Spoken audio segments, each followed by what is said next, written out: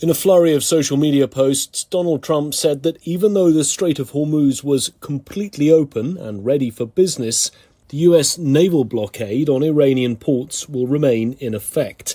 That until a deal is achieved with Tehran. The next round of talks are expected to take place in Islamabad in the coming days. He's also said that Iran has agreed to hand over its nuclear dust. And with the Israel-Lebanon ceasefire in effect, he's written on social media that Israel is prohibited from bombing Lebanon any longer. I'm Nick Harper in Washington. A day earlier, Defence Secretary Pete Hegseth said the US is locked and loaded if Iran doesn't accept a deal ahead of another possible round of negotiations between Washington and Tehran. Tony Waterman has more from Washington. Secretary Hegseth seemed to want to make it clear that the U.S. wasn't resting on its laurels amid this military pause. He said the military is rearming and preparing for renewed combat if a deal can't be reached with Iran. We're watching you. Our capabilities are not the same, our military and yours. Remember, this is not a fair fight. And we know what military assets you are moving and where you are moving them to. Hegseth said the naval blockade of Iranian ports is the, quote, polite way of getting a deal. But there's also the hard way, which he said would be the blockade and bombs dropping on Iranian infrastructure. The White House in recent days has signaled its incline towards diplomacy, with the potential for another round of negotiations in Islamabad as soon as this weekend, ahead of the ceasefire expiring early next week. Aides to the UK Prime Minister Keir Starmer say he's not going to resign over the latest controversy around the appointment of Peter Mandelson as ambassador to Washington. It emerged Mandelson was appointed to that role despite failing security vetting. The government insists no ministers were aware that the Foreign Office overruled that vetting process. The top civil servant in that department, Ollie Robbins, has been sacked over the issue. Chief Secretary to the Prime Minister, Darren Jones, says Keir Starmer is furious. It's hard to describe, quite frankly. I mean, I've used the word furious, but it's of a bigger scale. Given the nature of the problem here, not just in terms of the appointment, but the position that it has put the Prime Minister and cabinet ministers in as a consequence of the decision to overrule the recommendation from UK security vetting and the fact that the system even allowed for that to happen in the first place. It's of a scale of a problem that we've not experienced in government before. It is beyond unacceptable. Hungary's election winner Peter Magyar is raising new allegations against the outgoing government. In a social media post, he claimed officials may be destroying documents tied to past decisions and urged insiders to come forward. The outgoing government, led by Viktor Orban, has yet to respond to these charges. Pablo Gutierrez reports from Budapest. Peter Magyar claims his team is receiving reports from ministries, state institutions and companies linked to Prime Minister Viktor Orban's governing network about a large-scale document destruction. In his post, he called on the public to share any evidence, including files ordered for disposal, as he seeks to build a record of accountability. And finally this week, a British media investigation has found that some law firms are helping migrants pretend to be gay in order to stay in the United Kingdom. For thousands of dollars, lawyers are providing false documents to help migrants claim asylum under the pretense of being at risk due to their sexuality if deported. Stuart Smith reports from London. The BBC investigation found that migrants were told how to gather fake evidence, photographs and medical reports to help deceive the asylum process, knowing that if they were believed, the UK government would not deport them back to their home countries once their current tourist, student or work visa had expired. Pakistanis and Bangladeshis in particular were able to take advantage of this process due to national laws against homosexuality, successfully claiming they would face persecution if sent home. Legal advisors would coach applicants on what to say and help them gather evidence of affiliation to British LGBT groups. The most recent data shows a few thousand Pakistanis applied for asylum due to their sexual orientation, a disproportionate amount compared to other nationalities. The government says the system is robust and abuse is actively uncovered. From Feature Story News in New York, I'm Mitch McCann, and that was the Week in Review.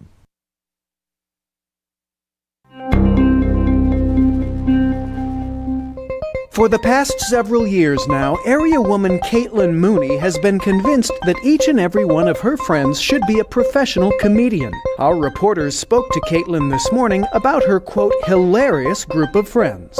Karen is so funny.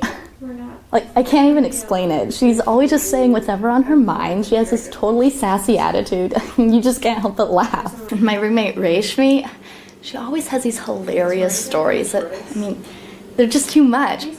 I'm always telling her that she should just go up on stage and talk. Everyone would love it. Mooney went on to say that her good friend Lauren is so funny she could, quote, definitely be on Saturday Night Live or The Office, a sentiment she echoed about a number of her other acquaintances, including her childhood friend Marcia, her college roommate Angela, her coworker Julie, and even her sister Jennifer. This is the Onion News Network. You can help spread the ideas of liberty with our Patreon for just $5 per month at amps.freetalklive.com.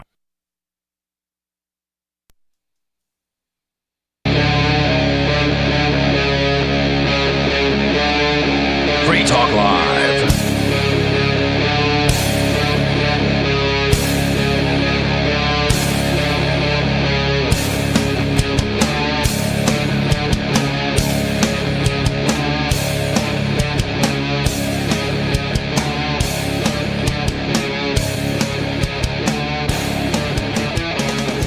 It's Free Talk Live, talk radio you control. That means that you can call into this talk radio show at 603-283-6160. That's 603-283-6160 to get in on the conversation with us. And you have 4 co-hosts tonight, so hopefully we're not all talking over each other too much. Talk over Mark. Just talk over Mark. He's the one not here in person. Well, you've got me, Bonnie. And Colin. Richie Rich. And Mark. I don't hear him. Uh-oh, Mark, I couldn't hear you. Mark.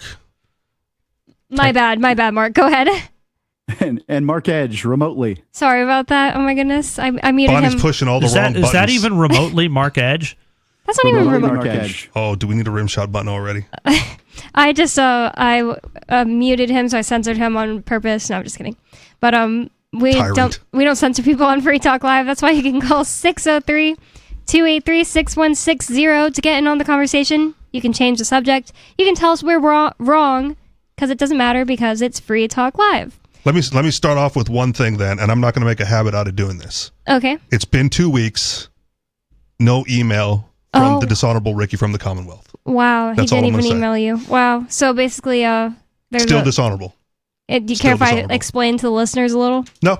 This is directly right at him, and for anyone who's listening 2 weeks ago. Yeah. And again, I'm not going to make a habit out of calling him out every time I'm on. Yeah. But, he talked a big game again, and there's a reason why he's dishonorable. Yeah. And this is it.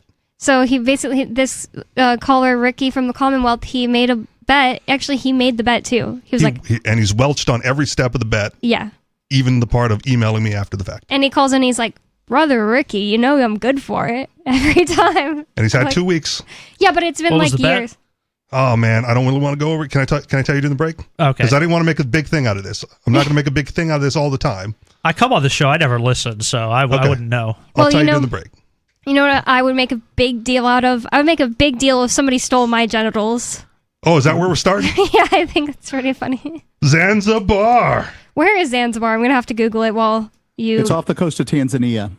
That doesn't help Bonnie, Mark. Yeah, I'm just kidding. Well, it's on the east coast of Africa. It's an island off the east coast of Africa. That actually helps a lot more. The east coast of Africa. So, yeah, that's way out in the middle of somewhere I'll never be. All right.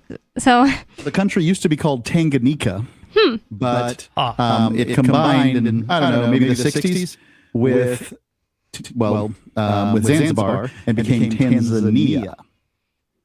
All right. So, but now Zanzibar is it part of Tanzania? Yeah. Oh, okay. It's more autonomous than most places. I kind of thought it was its own country because I've heard of it, Yep. There's a good argument, but it's more of a historical place than anything, and probably the reason you heard of it. But there's at least one, maybe two, kind of special autonomous zones there that they're working on. That's why I know about it. I'm pretty sure the only reason she's heard of it is because of the missing genitals. Yeah, I was going to say, some people tonight might have only ever heard of it because of the missing genitals that are rumored to have been stolen. But we'll get into that because we have Ricky from the Commonwealth, the untrustworthy, dishonorable. I can't think of any other ones. Hello, everybody. I'm going to go past my usual greetings because there's too many people. It'll just take too long. But hi, everybody. Hello. Hello. Okay. Richie. Lay it on me. Ricky. Well, no. I mean, the truth is, I don't know what the hell I'm doing with the Coinbase. Now, here's the thing. The person that I was going to have helping me is not helping me, so I'm going to find somebody else. Okay. I got most of the Coinbase account set up, and I was going to wait till I get the Dash in my account to email you. Okay. And that's easy enough because it's saved in the archives on April 5th. Okay. You will get your Dash. I'm just going to get my lady friend to help me. You know, she can probably do it. Fantastic. So, like I said, I'm not going to make a big deal out of it every time I come in. You're one fair and square, Richie. Yeah. So you can relax. It will be coming. I'm not welching on anything. Well, we'll see. You have failed at every step so far, so forgive me if I'm not holding my breath on this one. Well, can I ask you a question, Richie? Always. Well, would you rather you want to have it in crypto, or would you rather have another transfer by cash as the same as the crypto? No, we made a bet in crypto for a reason. Okay, so you just wait on it. I want you to hear something, sir. I do not know. Donna, you're on the air. Don't interrupt. I do not know how to transfer and do this. So he cannot do it on his lady friend, and I do not know how to do this. Well, I have to wait on. You're laughing, Colin. What's going on? I'll have to wait on my other friend. Then. Is that Turd Ferguson in the background? Yeah, who is that? No, it's his friend that's gonna. I'll have to wait on my other friend then. You know. Which is fine, except you had 2 years, right? So like, I'm waiting beyond 2 years for you to figure this out. So let's not pretend like this is an all of a sudden thing. For quite a while, but that's not a problem anymore. Okay. I mean, I got the cash in my bank account. I got way more than enough for the Dash. Then you should have bet in cash I'd like to instead ask of betting in crypto. the other person that's there with Ricky. I'd like to ask him: is Ricky actually wearing his battle flag right now, like he says? I actually don't have it on right at the moment. I actually don't. Okay. Why should I put it on? Yeah. Battle flag boxers. Okay. He's like, no, but I got the battle flag boxers. Gotta put the battle flag. Skid mark him of the Republic. Why do you have to do that? No, he doesn't have to. It's fine. Are you guys done talking to Ricky? I'm satisfied. Okay. That was kind of funny and chaotic. No, Colin's breaking stuff in here. I'm throwing a fit. I'm just so mad. There was somebody that I guess is charged with helping Ricky send you the money. Sure. It sounded like. And he was really offended on Ricky's behalf. They could be as offended as they want. He's had Thanks 2 for years. the call, Ricky. He's had 2 years. He's done nothing. And he keeps promising that he's going to do something. And he's had 2 weeks. And once again, he's done nothing. He has a lot of excuses. That's what he has. That's what I'm saying. Now he has an excuse for not wearing the battle flag. Yeah, whatever. Yeah, I picked up on that. Well, he's going to call back in now. He's going to be mad. He's got to wait a week. 1 call per night. No, he doesn't do that. Some people annoyingly will every once in a while do that, but he doesn't do that. So this is from thecitizen.co.tz, which I guess is Tanzania. Reputable news source. 10 people arrested as genital theft rumors reach Zanzibar. Zanzibar! It says police in Zanzibar's Majini Magarburi, I don't know, are holding 10 people over false claims. Well, phew. If it's false, why are they being held? But anyways, all genitals intact. Sounds like some of the cops had their genitals stolen. That's how. Now, like literally stolen or figuratively, like because you could have them figuratively stolen. I feel like when you get married, like when Daryl Perry and Jackie Perry got married. Exactly. Wow. That's where you go with that? Yeah. I feel like I missed out on having normal Daryl Perry around. It's not fair. Yeah. Is it Jackie, though, or is it the concussions? Well, no, it's just that she took him to Washington. Okay. And there's a theory that she gives him extra concussions. Okay. Oh, my God, that's it's pretty dark. Allegedly. It is. I've heard you're several not saying people. It's not your opinion. Nobody said like I saw that happen, but there's like a weird theory that like she just hits him anytime he. Oh, okay. And I thought it was Daryl's head bouncing off the headboard. Oh my God. That's how she got him into the state where she can just do anything she wants with him. Okay, I'm sorry. I had to put on blast these people I don't really know all of a sudden. It's just, it was too good. Just don't know them anymore. No, I never met them. Oh, really? And I've Okay. talked to Jackie only online, and she Okay. made like this silly joke about Ian right when he went to jail. He had like a, maybe I shouldn't say it. Well, he had like a book request list, and like none of them were actually books he requested because he was telling everybody like, but send me whatever book you want if you want to send me a book. And she put Lolita on there. Nice. It's funny. So anyways, Clever. This from the citizen.co.Tanzania. Police in Zanzibar's Mjini Magabari are holding 10 people over false claims that their genitals had been stolen, as authorities warn of rising panic and mob violence linked to the rumors. Oh, This seems like they're something holding that the people could check pretty quickly, right? Right. like Yeah. they're holding the people who were claiming that their stuff. Oh, So okay. maybe I see. they're only being held now because they're like, hey, you can't lie. If you think I it's think- missing, though, Mark, do you really want to like check, or do you want to just go on pretending it's still there? They signed up for the What job. I'm saying is that if I were to go to the Keene Police Department tonight and say, "Excuse me, officers, my genitals have been stolen," after they stopped chuckling at me, they might say, "Sir, we're going to have to check out the scene of the crime."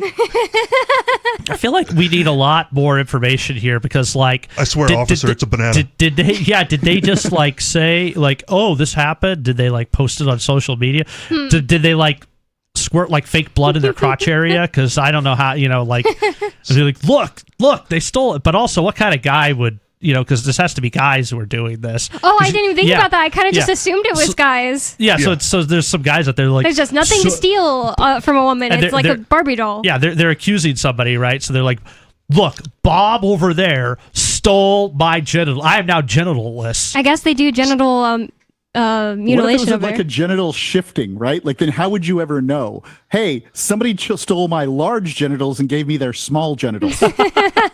So this is not the first time I've come across an article like this. So I might be bearing the lead a little bit. I don't know what the article says. I only read the first few paragraphs. In the past, why this has caused a disturbance is because that culture believes that the genitals can be stolen. And so when these people claim that their genitals have been stolen, it creates a hysteria amongst the believers that there's someone running around stealing genitals, and it throws them into a panic. Is it more scary that there's people who are having their genitals stolen, or the fact that there's a person running around with a bunch of extra genitals? A bag of whatever. A necklace like a warlord. Okay. They probably have that in Africa. Yeah, I think that's maybe a little more troubling in some ways than More just, so than the ears or a jar of teeth. Since you've looked into this, Richie, is it the whole genitals or portions of the genitals? I looked into it as strong, but it was like just that it's now missing down there. Okay. Yeah. It suggests singular, which, they'll say they are missing down there because they are missing. Okay. Right. Like they've got the total package gone. Is it only men whose genitals can be stolen? I only recall it being a male problem. I would think so. I mean, it's a lot more complicated. Oh, yeah. It says Regional Police Commander Mr. Richard Machovu said the suspects... His name's really Richard? Yeah, his first name is just Okay. Richard, and last one is something crazy. Said the suspects... That is slang for detective is dick. Really? As long as you want to be the one to say it Yeah, while we're Dick talking Tracy. about genitalia. Oh, I didn't know what it's kind of funny too because the last name's totally like African something weird. Is this from The Onion? No. Who reported this? It's a reputable news source. The Citizen. Well, why won't you say who? The Citizen. I've said it multiple Because times she now. said it. Yeah, Oh. I was saying it's from the citizen.co.tz, and I guess that means Tanzania. So the regional police commander, Mr. Dick Manchuvu, said the suspects were arrested between April 4th and 9th in different areas after alleging their genitals had disappeared. Accusations that led to attacks on people they blamed. So See? people are just going and attacking the people Because that they don't want their genitals to be stolen too. Are they even checking? Preemptive. The accusers, they're not even checking? Like Mark is hey, saying? empty your pockets. And then they just fall out. No, Ew. No. belief. It's a belief system within the culture. So if you can, like, that dude stole my genitals and you don't want your genitals stolen, you got to go get that guy. Yeah, first. but if you're like stolen, well, let me see the empty area in your groin. See what I mean? Kind of gay. No, not if nothing's there. Co-opting the ability of the genitals to work, because that sounds more believable, right? Like, that somehow he's maybe impotent. I was in great shape previously, but a... now they don't work, and it's Al's fault over there. Stealing the virility of the... Well, they haven't said that yet. They're saying they disappeared. They used the word disappeared. Their genitals had disappeared. This could just be mistranslation. It says, speaking to journalists... That'd be insane. On it April... Is called citizen how do you say genitals gone? Oh my gosh. I don't know what their accent is, but... Yeah. Probably not Chinese. It says, speaking to journalists on April 10th, 2026, in his office in Madima, Mr. Monchevu said some of the incidents were also linked to criminal acts, including theft and destruction of property. It lists all the people's names, which I'm not going to read and probably can't. According to Mr. Monchevu, Do it. No. The first incident was reported on April 4th in Magomeni, where a young man alleged while inside a commuter bus that someone had touched his shoulder, causing his genitals to disappear. Is that all it takes? That's weird. A tap on the shoulder? It's a nap violation, and all of a sudden your junk is gone. Oh my gosh. That makes it totally a nap violation, because one time me and Ian and Arya were discussing if it's a nap violation to tap someone on the shoulder. I recall. Yeah. This is just one more good reason for me to be mad at people who just solicitedly touch me on the shoulder or the back. Next or time whatever. they do it, accuse them of stealing your genitals and see how that conversation goes. Instantly just be I like, would have to move to Zanzibar to do report it. back. Maybe I know what happens when you take Cantwell's paper clips. Yep. His general... No, I'm just kidding. It's a nap aggression. So similar claims were reported on... Closeted Cantwell. No, he's not. Not anymore. Similar claims were reported on April 7th at Forodani and on April 8th in the Nair area, triggering mob attacks on those accused. So they just get in mobs and start attacking people if they've accused of this. No proof needed. 2 more incidents were recorded on April 9th, including one in Jangwani. In a separate incident in Kichi, I wish they weren't giving me all these words to read. You ask for proof and they give you the old Silence of the Lambs. He picked this article on purpose just to watch you flounder through all these names. Yeah, they're like, Bonnie can't read.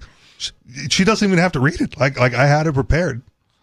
What do you mean? I was ready to go. Oh, my bad. I will let you read it. No. Please continue. You've already got it up. It says, in a separate incident...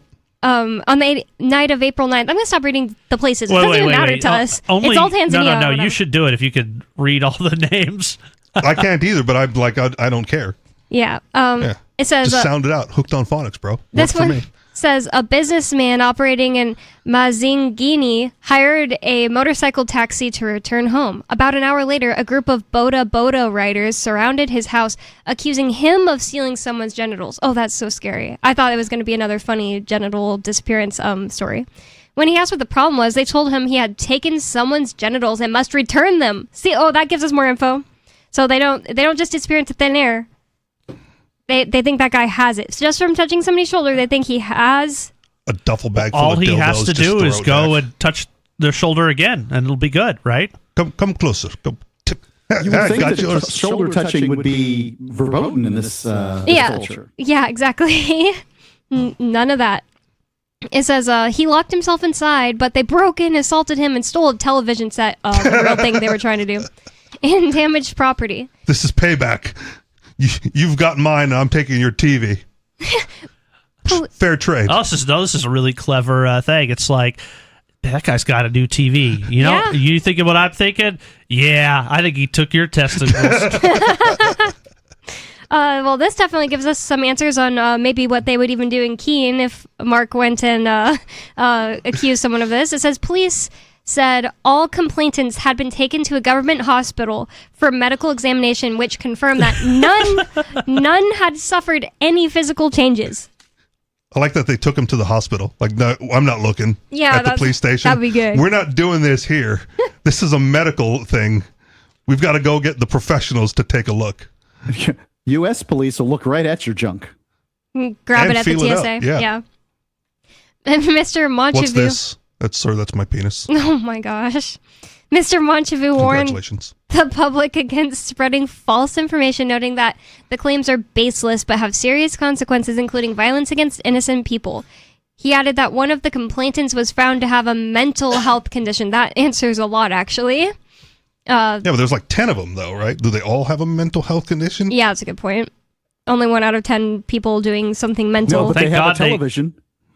Thank God they got sent to the hospital. They're like, yeah, we found out their testicles are still there, but they're also crazy. Yeah, he's not going anywhere.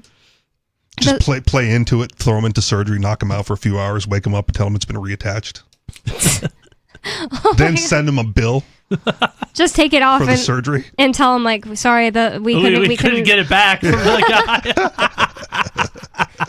Oh my God, that's bad. It says the suspects will face charges, including giving false information, breach of peace, and theft. Some residents... Is it false if they believed it, though? Yeah, I don't know. Well, only the crazy guy, right? Some residents expressed concern over the trend. Oh my God, this is the worst TikTok trend ever. Saying it had created fear in the community. So they said there is a need for public education because the situation is becoming dangerous. If it continues, it could lead to loss of life, said Rahalio resident. 6th grade sex ed. If someone touches you on the shoulder, it's not going to harm you. Yeah, it's not going to take away your genitals. It's not going to take away your genitals. You can survive this, I promise. Crazy. I was, once I started seeing the words and the names in this article, I was afraid it was going to be one of those articles with, have you seen that language that's made for people who don't speak English to read English easier? No. Yeah, I should. Pidgin? Yes, Pidgin.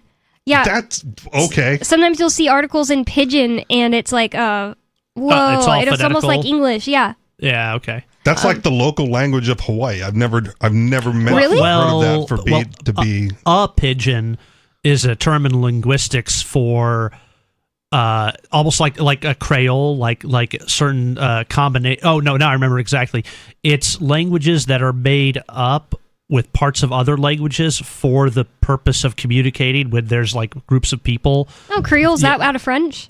I think no, I might be wrong on Creole, but pidgin. So like if you had like a trading place somewhere in like the middle of the world and a bunch of different people met there, they might create a pidgin, which would be like a mixture of like 2 or 3 things. So it'd be Hawaiian pidgin then. Yeah. Okay. It's the only one I don't know, and I don't speak it very well. Wow, never heard about it being a thing in Hawaii. But I was just saying, I saw all these words and I was like, There's wow, a pidgin I don't know if I can read dictionary. this. Like for tourists. Oh, that makes sense. Right? I'm just glad this doesn't happen in America, even though our due process is just as bad. I mean, at least these people got arrested, but... It would be a civil thing for all the beatings and the stolen TV. Yeah. I can't tell if Mark completely dropped out or something, but... Boo! We'll try to... There's some setup issues here that I'm having, so I'm trying to fix them. Okay. Well, at least we can hear you fine. Hey, where are you, Mark? Zanzibar! Uh-oh, what happened? How many people touched you on the shoulder? I'm in the hospital in Keene trying to find my genitals. Oh my God. I just want to know what any American cop would say if that happened. We should pay Breaking the Flaw to go up and do that. Okay, more Free Talk Live coming up. Don't go anywhere. 603-283-6160. It's Free Talk Live. You gotta eat, and you don't have to go broke. I'm Holland Cook with Inflation Hacks.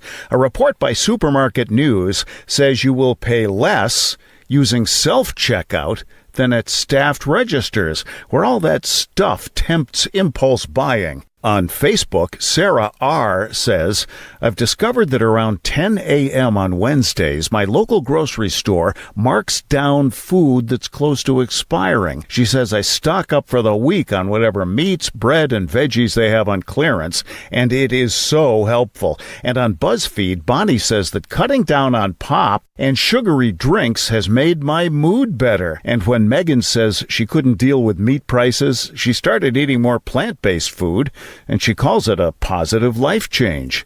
How are you coping? Post your inflation hacks at andyoucanquoteme.com. From Feature Story News in Washington, I'm Tony Waterman. President Donald Trump says the U.S. blockade on Iran will remain in force until a deal is reached, despite Iran saying that the Strait of Hormuz is now completely open. President Trump also said that Israel is, quote, prohibited from bombing Lebanon. FSN's Nick Harper reports from Washington. In a flurry of social media posts, Donald Trump said that even though the Strait of Hormuz was completely open and ready for business, the U.S. naval blockade on Iranian ports will remain in effect. That until a deal is achieved with Tehran. The next round of talks are expected to take place in Islamabad in the coming days. He's also said that Iran has agreed to hand over its nuclear dust, and with the Israel-Lebanon ceasefire in effect, he's written on social media that Israel is prohibited from bombing Lebanon any longer. The UK and France say that they will lead a multinational mission to protect freedom of navigation in the Strait of Hormuz, despite President Trump telling NATO allies in a social media post to stay away. The two co-hosted a meeting in Paris. FSN's Ollie Barrett reports from London. The UK and France say they will lead what will be a defensive mission in the Strait of Hormuz when conditions allow. And what they and their allies mean by that is when there is a cessation in hostilities between the US and Iran, which can be viewed as something fairly permanent. Now, there are a number of countries, they say, that will contribute to this mission in the forms of vessels that can escort ships, the minesweeping capability that might be required as well. Iran said that it was opening the Strait of Hormuz to all commercial shipping. That has received a cautious welcome from those gathered. The acting director of America's Immigration and Customs Enforcement Agency, or ICE, is resigning after just over a year in the role. The Homeland Security Secretary announced the move, with Markwayne Mullin labeling Todd Lyons as a, quote, great leader. FSN's Mitch McCann reports. Todd Lyons has overseen the president's deportation efforts across the country, something Mr. Trump campaigned on, but which has also been the subject of widespread criticism for the harsh nature of immigration raids. Mr. Lyons was also in charge of ICE when Alex Pretty and Renee Good were shot dead by federal agents during separate incidents in Minneapolis, and most Americans polled believe the tactics used by ICE have gone too far. Mr. Lyons' planned departure will take place at the end of May after he wrote to Secretary Mullin saying that my sons are both reaching a pivotal point in their lives and my wife and I wish to spend as much time as possible with them. From bureaus worldwide, this is FSN. Yep, we still do email. Drop your email address in the entry box at freetalklive.com and you'll be kept in the loop with Free Talk Live.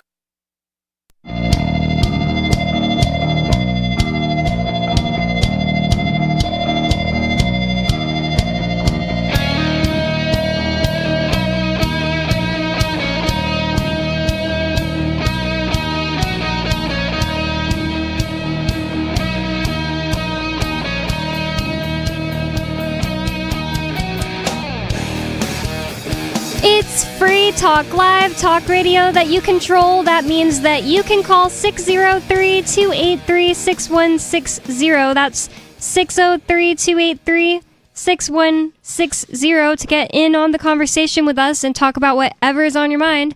I'd like to thank Chris for being an amplifier with us here at Free Talk Live. That means that Chris went to amps.freetalklive.com and signed up to support the show. AMPS stands for Advertise, Market, Promote, and Support.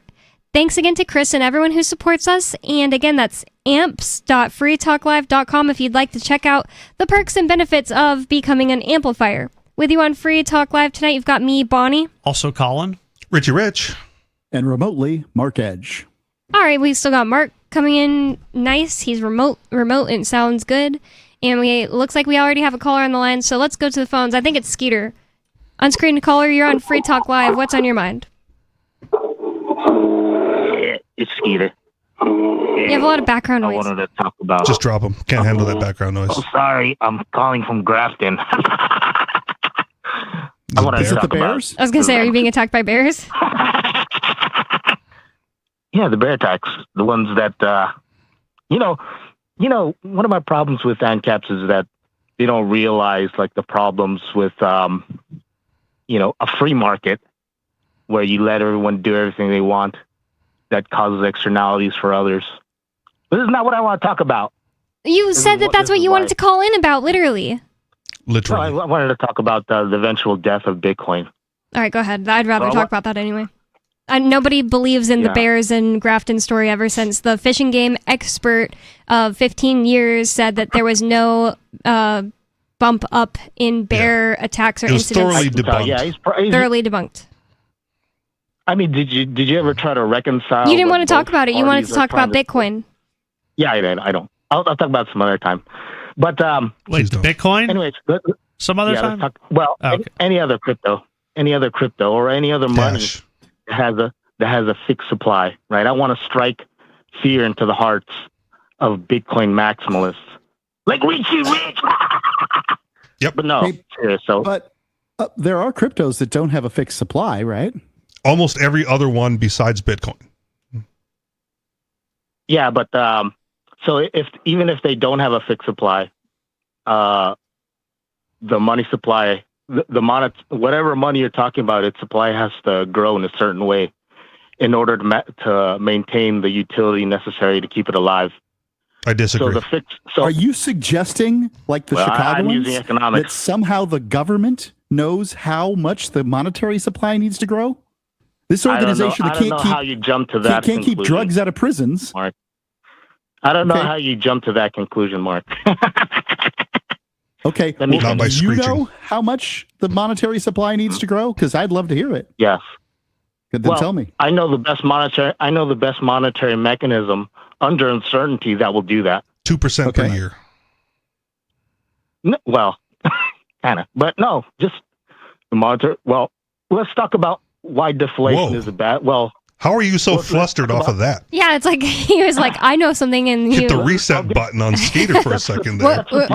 Never mind. Let's talk about something else. I know the thing that causes the proper monetary inflation, but somebody stole it in Tanzania. That's not monetary inflation. That's a different kind of inflation. It's a better kind of inflation. Well, yeah.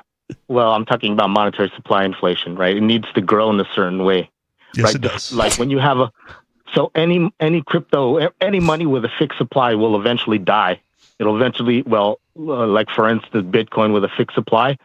Why is that? Are you saying because like people will lose it? It will first have deflation, but then eventually suffer from inflation due to people from it using its utility, right? That fixed supply acts as like a compression device on its utility. So I think that you've been right historically, but I don't know whether that'll be true in a world that is so connected now.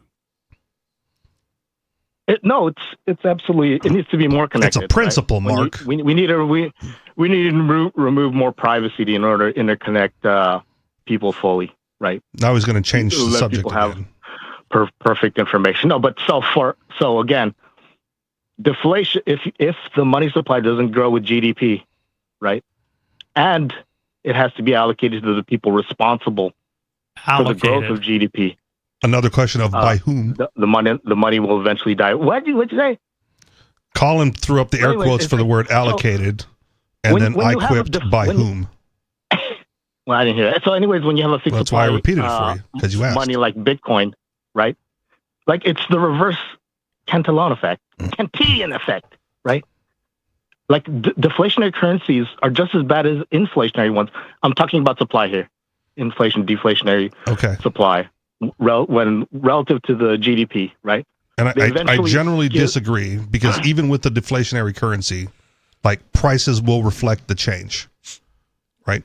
No, they don't. They do. Yeah, but so that's the answer. So he can't accept that because he thinks prices are objective. Right. When you have an inflationary currency, prices go up. When you have a deflationary currency, the tendency is for prices to come down. And prices are going to, with a deflationary currency, prices are going to approach zero over time. Like, I don't think so. The market will adjust to the new. Well, and another thing that makes Bitcoin different from, let's say, like gold and silver. Let's say for a moment, which gold and silver supplies aren't exactly fixed. Right. They grow at a certain rate. They're more scarce. Yeah, they're more scarce. Paper dollars. But they do grow, and it turns out to be something close This to is like both of you 2% per year. right? But well, no, I'm talking about the fact that they could still mine more. We're nowhere near the point of like not having mined all of it. But unlike those things where you can run into issues where there's maybe you could say there's not enough of it to physically be divided easily and used as coins. With Bitcoin, you could just make the Satoshi smaller. The code could be changed for that. It's already at 8 decimals. Make more decimals, make more divisions. So even that, like, that's actually an issue that gold or silver might have, but not one that Bitcoin would ever have. How far down can you fractionalize gold and still be able to use it physically? That doesn't solve the inherent problem I'm talking about, Stu, or whatever your name is. What's your name again? That doesn't Daddy. solve the initial. That doesn't. Just call that me doesn't Daddy. Solve that doesn't solve the problem I'm presenting. I think it does. Right. Because with the deflationary currency, as noted, right, the only problem you have to worry about is the newfound price of things. And if you add more decimal points, you found a new price point. Do you know what the monetary equation is? Do you see any divisibility factor? Do you see any divisibility factor in the monetary equation? I don't know. I don't even understand the question to give you an answer.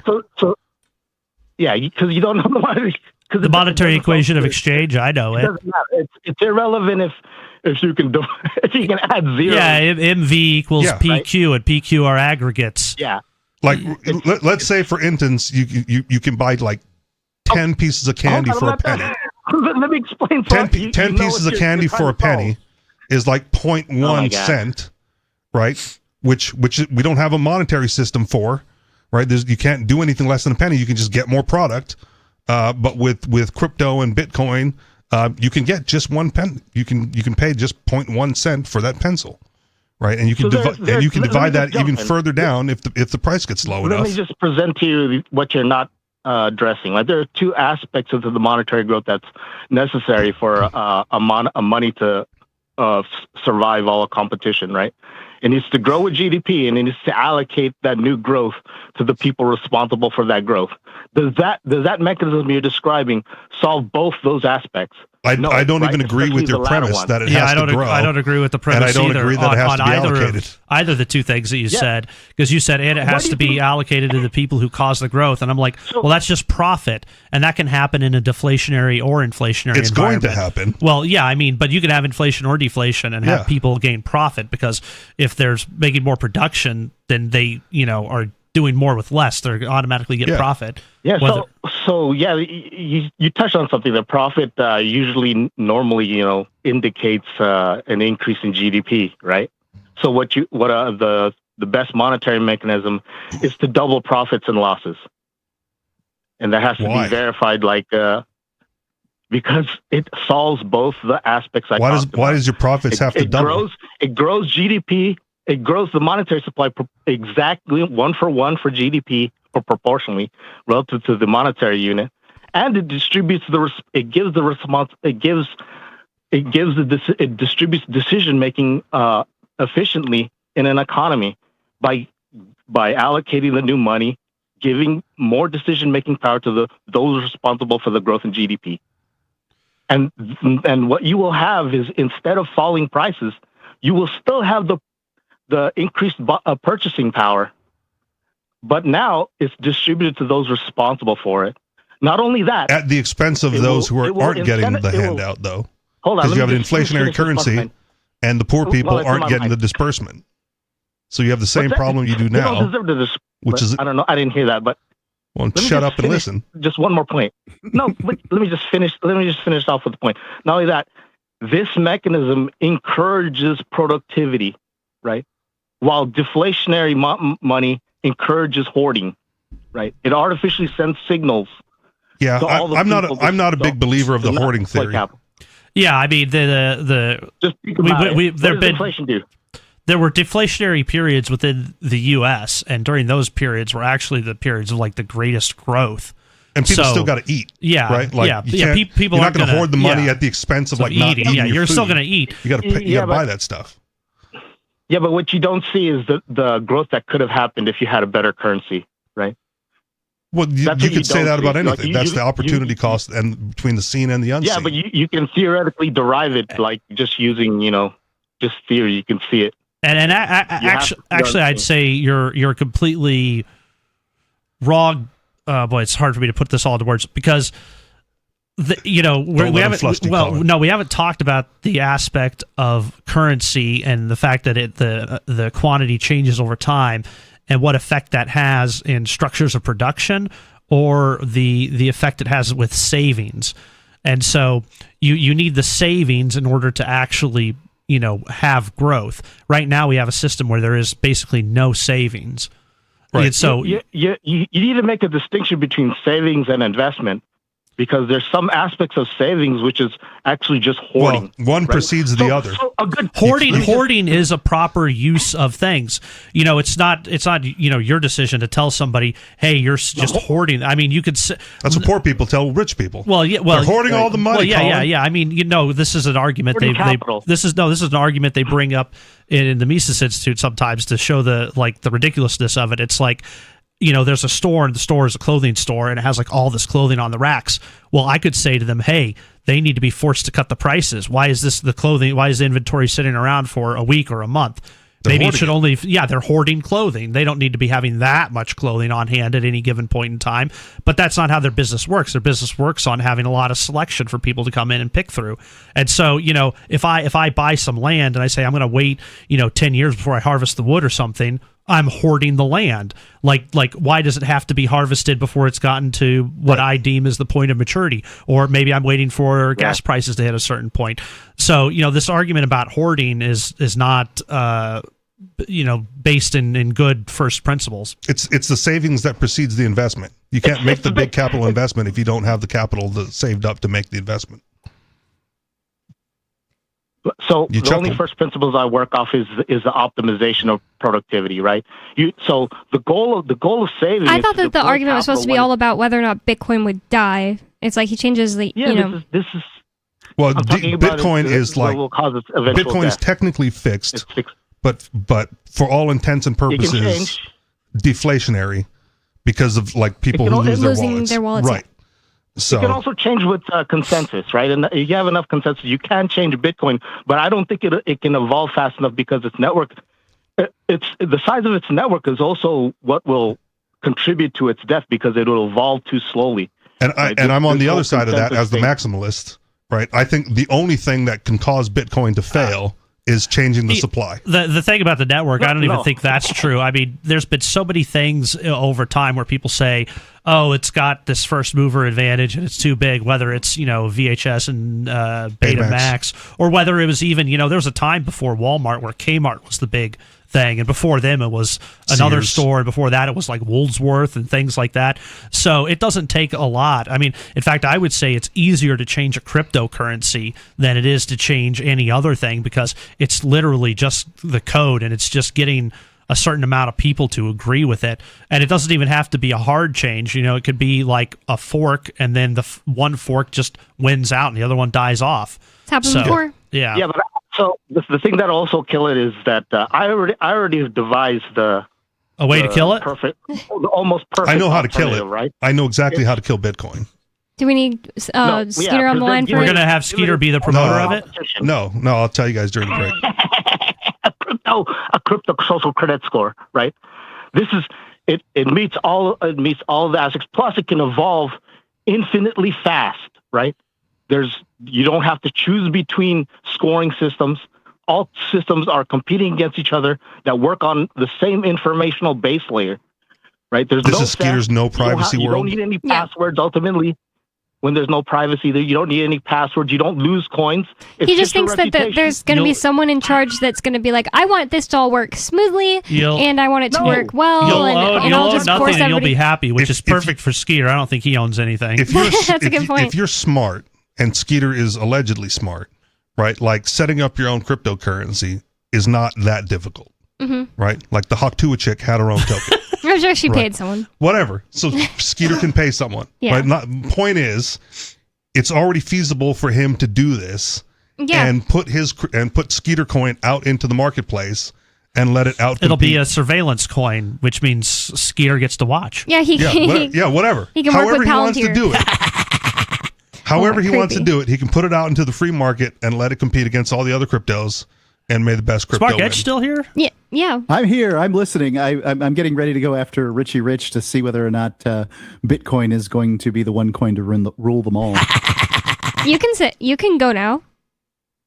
So, Richie, I mean, like, seriously, the Model T Ford is going to last forever? Well, okay. So, again, Ford has lasted forever. Yeah. So you could just. But it's not number one, is it?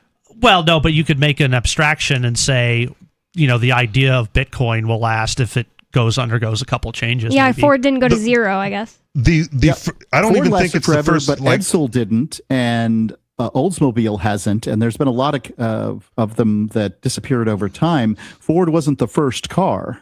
Right. So I get your point, and here's my thing. Right, Bitcoin is the only one that I'm aware of with like the fixed supply, right? And that inherently, to me, is what gives it its value, which is why I said if they ever increase the supply or open it up to be inflationary, I think that could be the thing that crashes Bitcoin.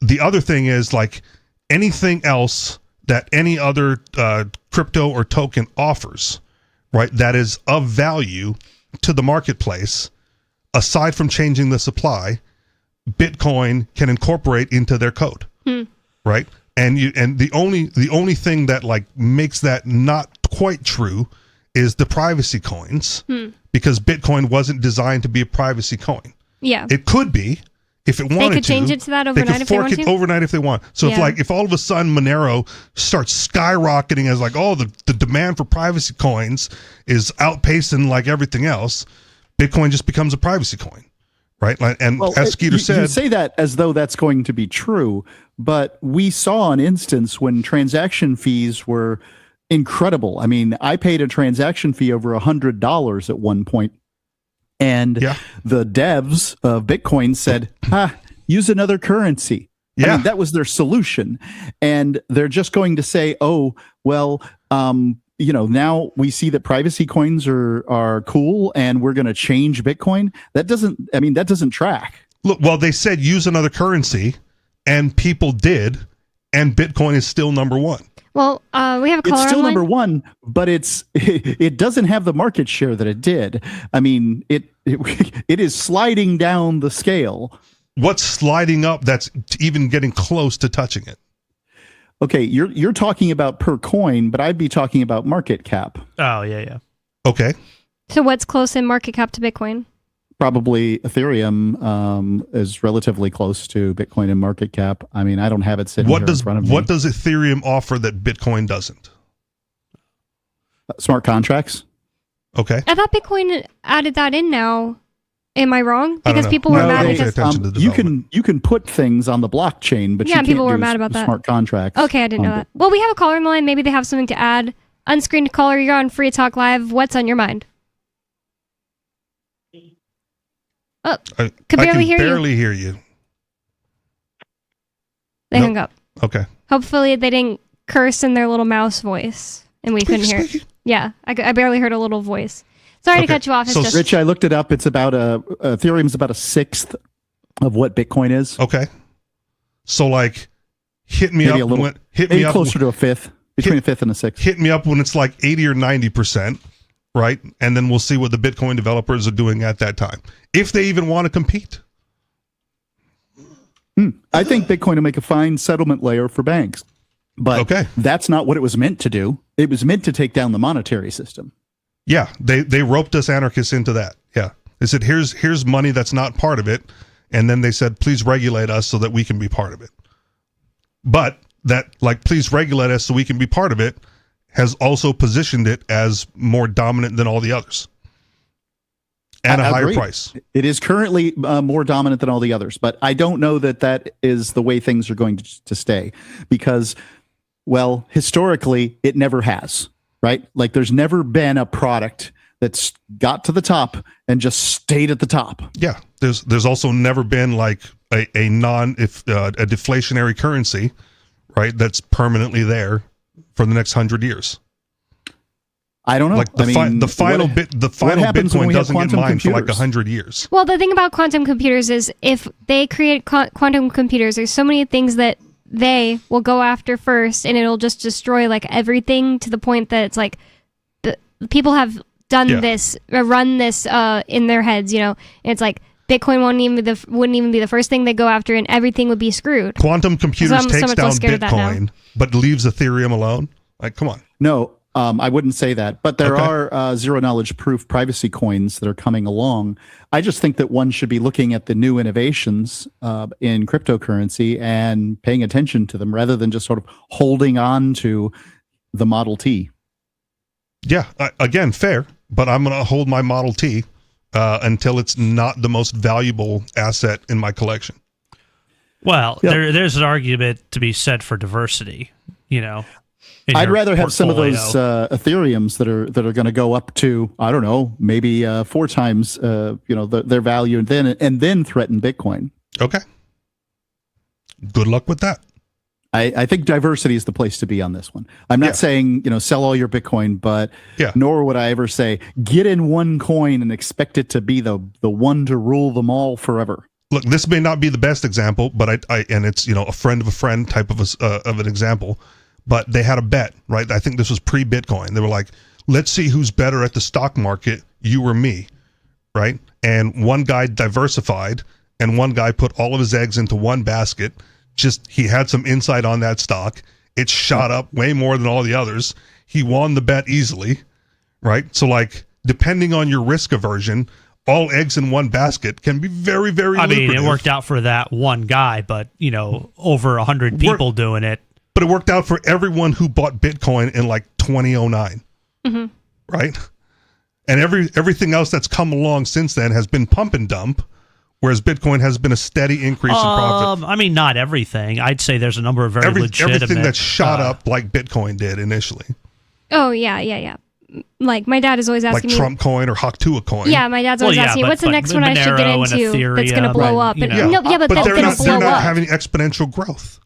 Do they have to? That. That's the point. Well, I wouldn't say that's the point. I'd say the point of it is that it's, decentralized and all that stuff. Yeah, you can hang on to principles. I'm hanging on profit, man. If you're hanging on the phone, then continue to hang on, and we'll be right back. Free Talk Live, 603-283-6160. More Free Talk Live coming up. That's 603-283-6160. It's Free Talk Live. More coming up. Don't go anywhere.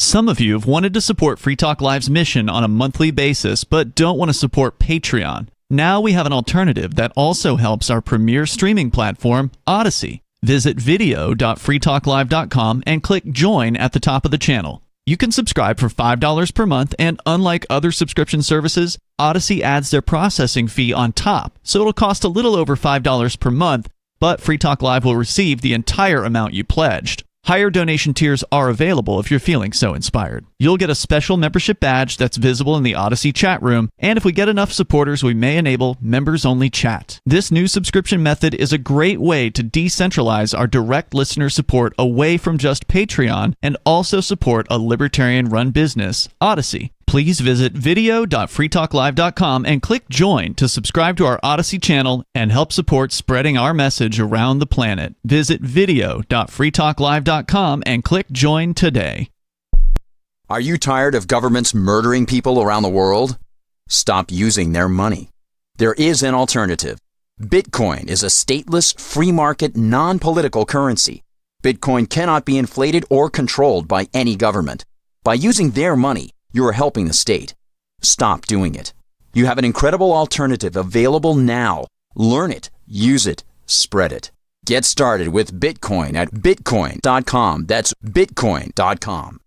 What if you want to hear the latest episode of Free Talk Live, but all you have is your phone, you forgot to download our archive, and you have no data connection? You can call our Listen line at 641-793-0191. That's a long-distance number, so you may incur charges. If not, listen as long as you want. 641-793-0191. The Free Talk Live listen line, 641-793-0191. You're listening to the live edition of Free Talk Live. Hour number 2 is next after the news here on the Liberty Radio Network at LRN.FM. From Feature Story News in New York, I'm Mitch McCann with the Week in Review. On Friday, US President Donald Trump signaled the US blockade on Iran will remain in force until Iran agrees to a deal. He's also said that Israel is prohibited from bombing Lebanon. It comes after Iran said that the strait was completely open during the current ceasefire. Nick Harper reports from Washington.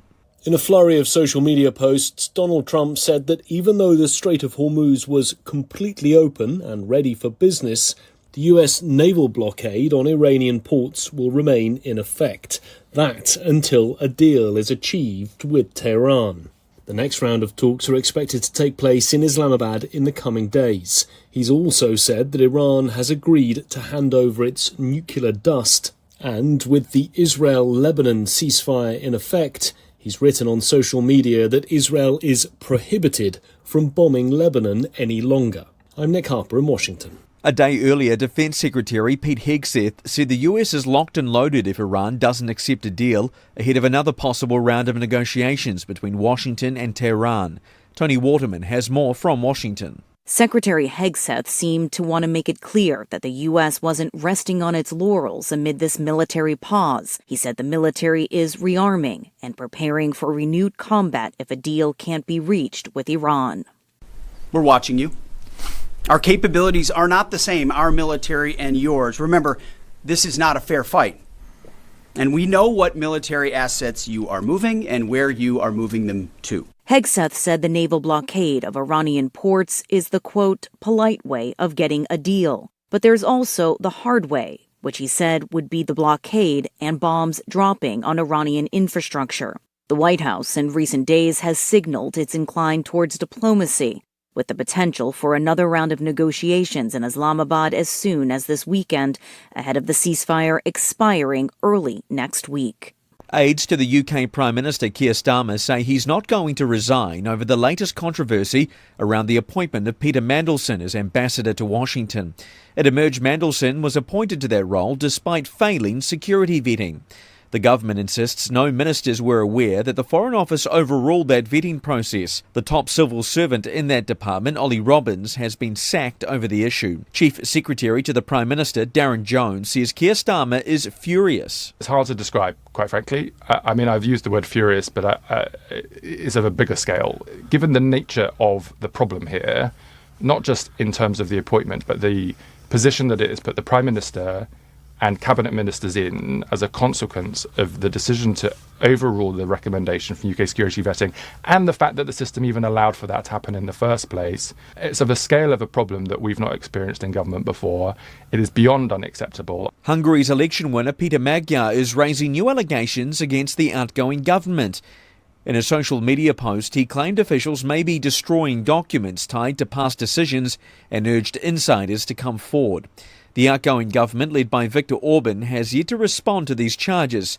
Pablo Gutierrez reports from Budapest. Peter Magyar claims his team is receiving reports from ministries, state institutions, and companies linked to Prime Minister Viktor Orban's governing network about a large-scale document destruction. In his post, he called on the public to share any evidence, including files ordered for disposal, as he seeks to build a record of accountability. And finally this week, a British media investigation has found that some law firms are helping migrants pretend to be gay in order to stay in the United Kingdom.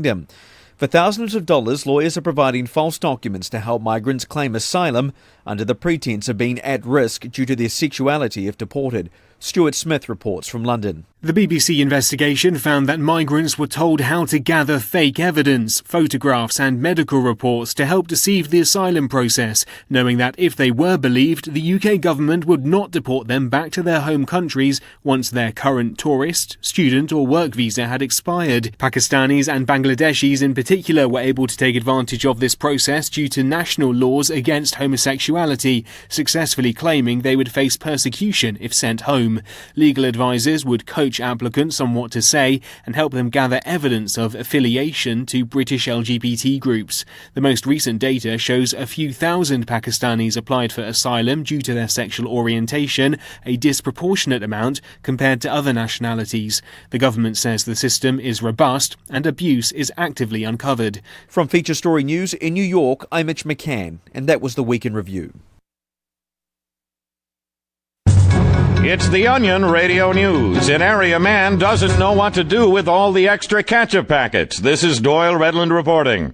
After finishing his Big Bacon Classic combo, Erie, Pennsylvania resident and Wendy's patron Don Turnby, 38, expressed uncertainty today regarding what to do with all the extra ketchup packets. Turnby had asked for extra ketchup upon placing his order for a ketchup necessitating Biggie fries. Well, I knew it was too many ketchups because I usually only need 3 or 4 for my Biggie fries, but I just took them anyway. At his nearby home, the Turnby pantry is crammed with hundreds of other restaurant condiments, including single-serving packets of Taco Bell mild sauce, Arby's horsey sauce, soy sauce, McDonald's Chicken McNuggets hot mustard sauce, pats of shed spread country crock from Ponderosa Steakhouse, and a selection of Smucker's jellies and jams from several area diners. Doyle Redland for the Onion Radio News, online at theonion.com.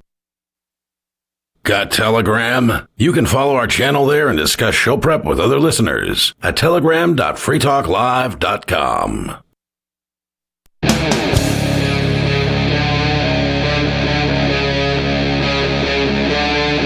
Free Talk Live.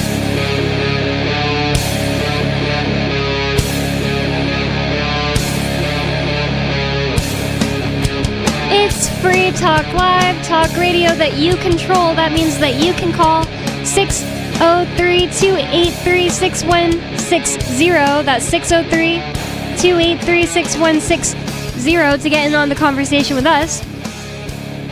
With you on Free Talk Live, you've got me, Bonnie. Skeeter. Richie Rich. And remotely. Mark Edge. Mark. Was Colin there? I'm sorry. Yeah, he did the Skeeter voice and then didn't do his normal voice. Yep. So we skipped him. Yep, we skipped him. I see. Well, it's It Bonnie. did sound a lot like Skeeter, but I thought it was Richie Rich. Oh. No, I practiced that voice. You practiced Richie Rich doing Skeeter? The women like Impressive. it. The women like the Skeeter voice. At least they like it when I do it. I don't know if they like it when he does it. Guarantee you they don't. The women don't like it ever. I could speak for all women right now. But Forkfest has had multiple changes, so please pay attention as this info may be new to you. I mean, I've been saying that for like a month now. It hasn't changed to like if you heard it like a week ago. But June 22nd to the 29th at the Northern Waters Outfitters Campground in Errol, New Hampshire. The owner has offered to host 100 campers at his campground, which is being closed just for Forkfest. Anyone who'd like to stay in the surrounding area may come for a day pass for free. The only real restriction he's given us for this event is no nudism, which I think we can deal with after the crazy restrictions Rogers started imposing. Forkfest.party, that's F-O-R-K fest.party for more info, and Forkfest2026 at gmail.com to sign up as one of the 100 campers, and it's $10 per night per person, which is a deal. And really good. I wouldn't worry if you're like, 100, that doesn't sound like a lot of people or whatever, because whether or not the 100 sign up, there's overflow campgrounds, so just don't worry about it, just get in, basically. I think 100 people is going to be a good amount, and it's going to be going awesome. to turn out that the owner's like anti-free state, and he's going to lock you guys all in and make it a Hunger Games situation. Oh no, that's scary. I heard you guys like alcohol and guns. Go. He's been described as like the most chill, to the point like he doesn't have he has like a low heartbeat or something like that. Doesn't have a heart? No, Is that what you were gonna say, Bonnie? Something funny like that. Somebody made a joke like that was like he's like Dick Cheney, so incredibly chill that you could barely tell that he has pulse, something like that. I don't know, a joke like that. And then he said he's like, yeah, I just want to smoke with you guys and hang out. You can bring your guns, I don't care. You can bring your dogs, I don't care. And he's Sounds like he's lonely. No, I don't think so. He has like a family kids. and Hide your wife. you're like twisting everything. I think it's gonna be really fun. So, and I've talked to him. He seems really cool. So the campground normally does like floats and rafting, and what I've heard is that'll be, available during the week as well. And so I'm looking forward to, because I used to do float trips in Missouri all the time. I'm looking forward to doing one on one of the rivers up here, which I know which river it's going to be. It's going to be the Androscoggin. That's the one that runs. So literally they would drive you up the river, drop you off, and you just float back to Fork Fest. Does it actually go through the campground? Yeah. Oh, that's cool. All right. Yeah. That's cool. I don't know how much further north I want to go, but I will probably not be there because it's even further than Rogers. And that's I think it's worth by it. like 30 minutes. Yeah. If you're going for the week, but I don't like camping here that much, so I'd only come up. There's for there's a motel like a mile away or something. There's that's not hotels. There's other campgrounds that may have like cabins, like bigger campgrounds. I get it. Yeah. Just not my thing. Yep. Drive 4 hours north to hang out with the same people I hang out with in town, talking about the same stuff we talk about in town. Just did not appeal to me. So I guess what he's saying, anybody who's listening, is every day here in New Hampshire is so Fork free. Fest. Yeah. Exactly. Yes. Not even Yes. a joke. Whenever I was a listener to Free Talk Live, I was like, oh my God, this is like amazing. I have to get up there around those people.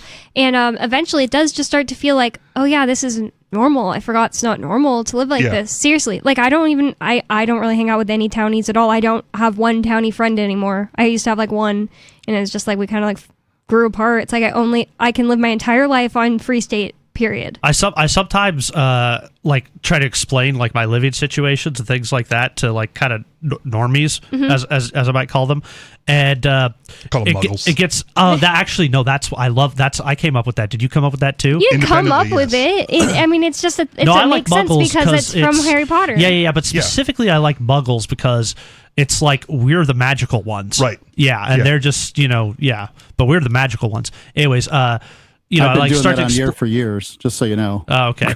Well, a lot of us say like normies, or we might say locals or natives, or we might say statists, Yankees. or it depends, like because those all do mean like slightly different things. Yeah. But what was I about to say? I'll be something about the muggles. Yeah, I'll be explaining it to them, and I'll be like, yeah, I live at this place, and blah blah blah. They'll be like, is that a commune? And then kind of. I'll be like, well, no, it's not really a commune. I mean, we're a community, but like we buy and sell things and stuff like that, and like there's like prices to pay to be there and things like that, but it's not a commune.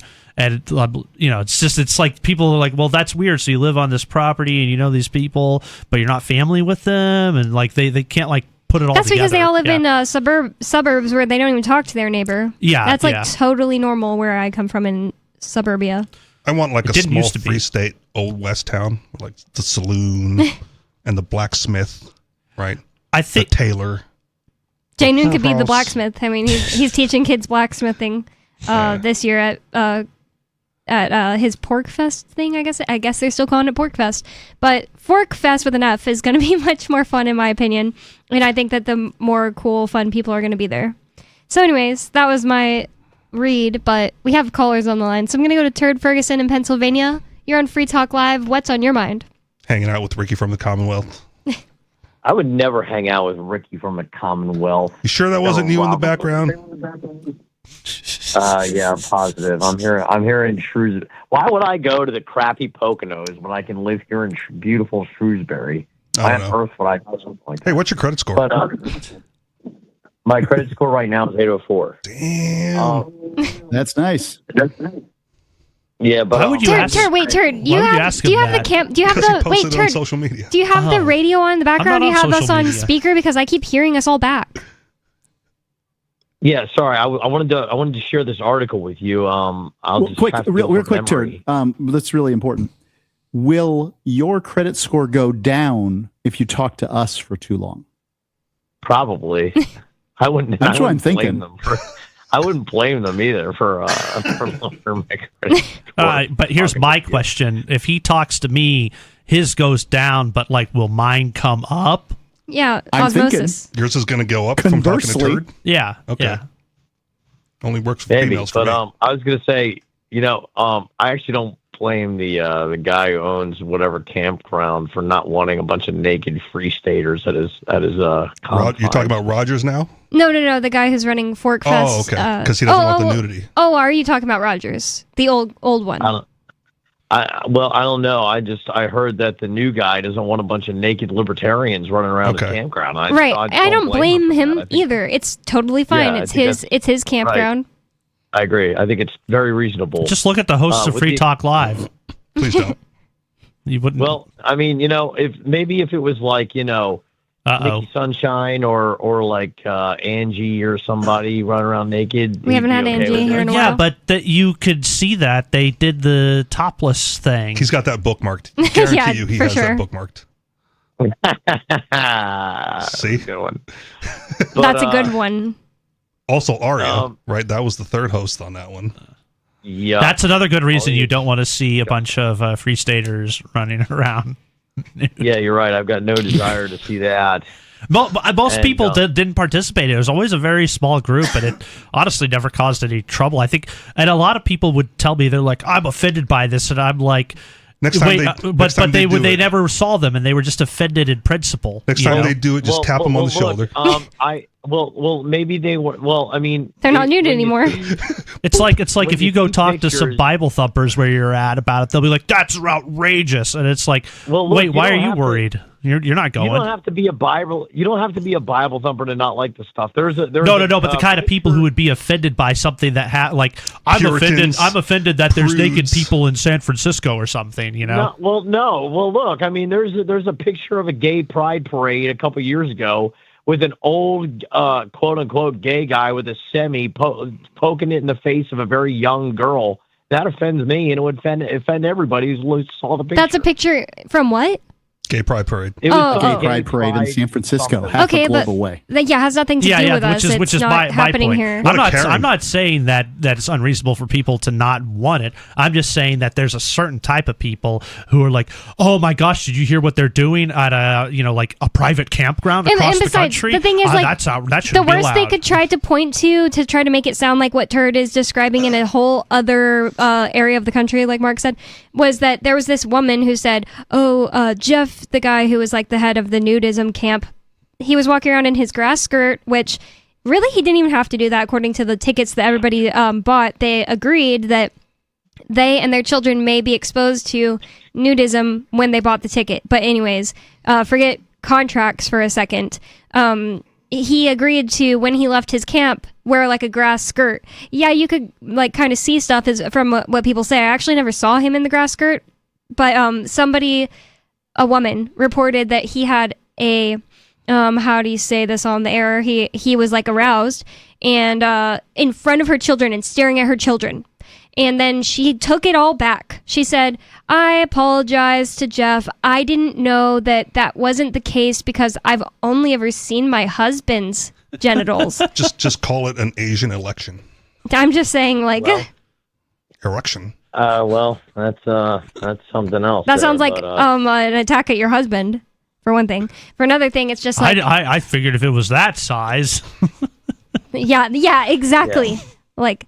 He told me they don't come that big. Yeah, exactly. He told me this is 6 inches. Stop. If you know that joke. Stop. Everybody stop. But anyways, all I'm trying to say is that woman, the one person that tried to accuse Jeff of something untoward, took it back and said that's just not the case. Okay. Anyway, so the reason why I was really calling... Skeeter. Well, hey, no, now that you know that nudism isn't going to happen, are you going to show up? No. Loser. Dump him, Bonnie. Hit the dump button. A bunch of Lolbertardians. I just don't want to. No, I just want to call into the show, though. Mm.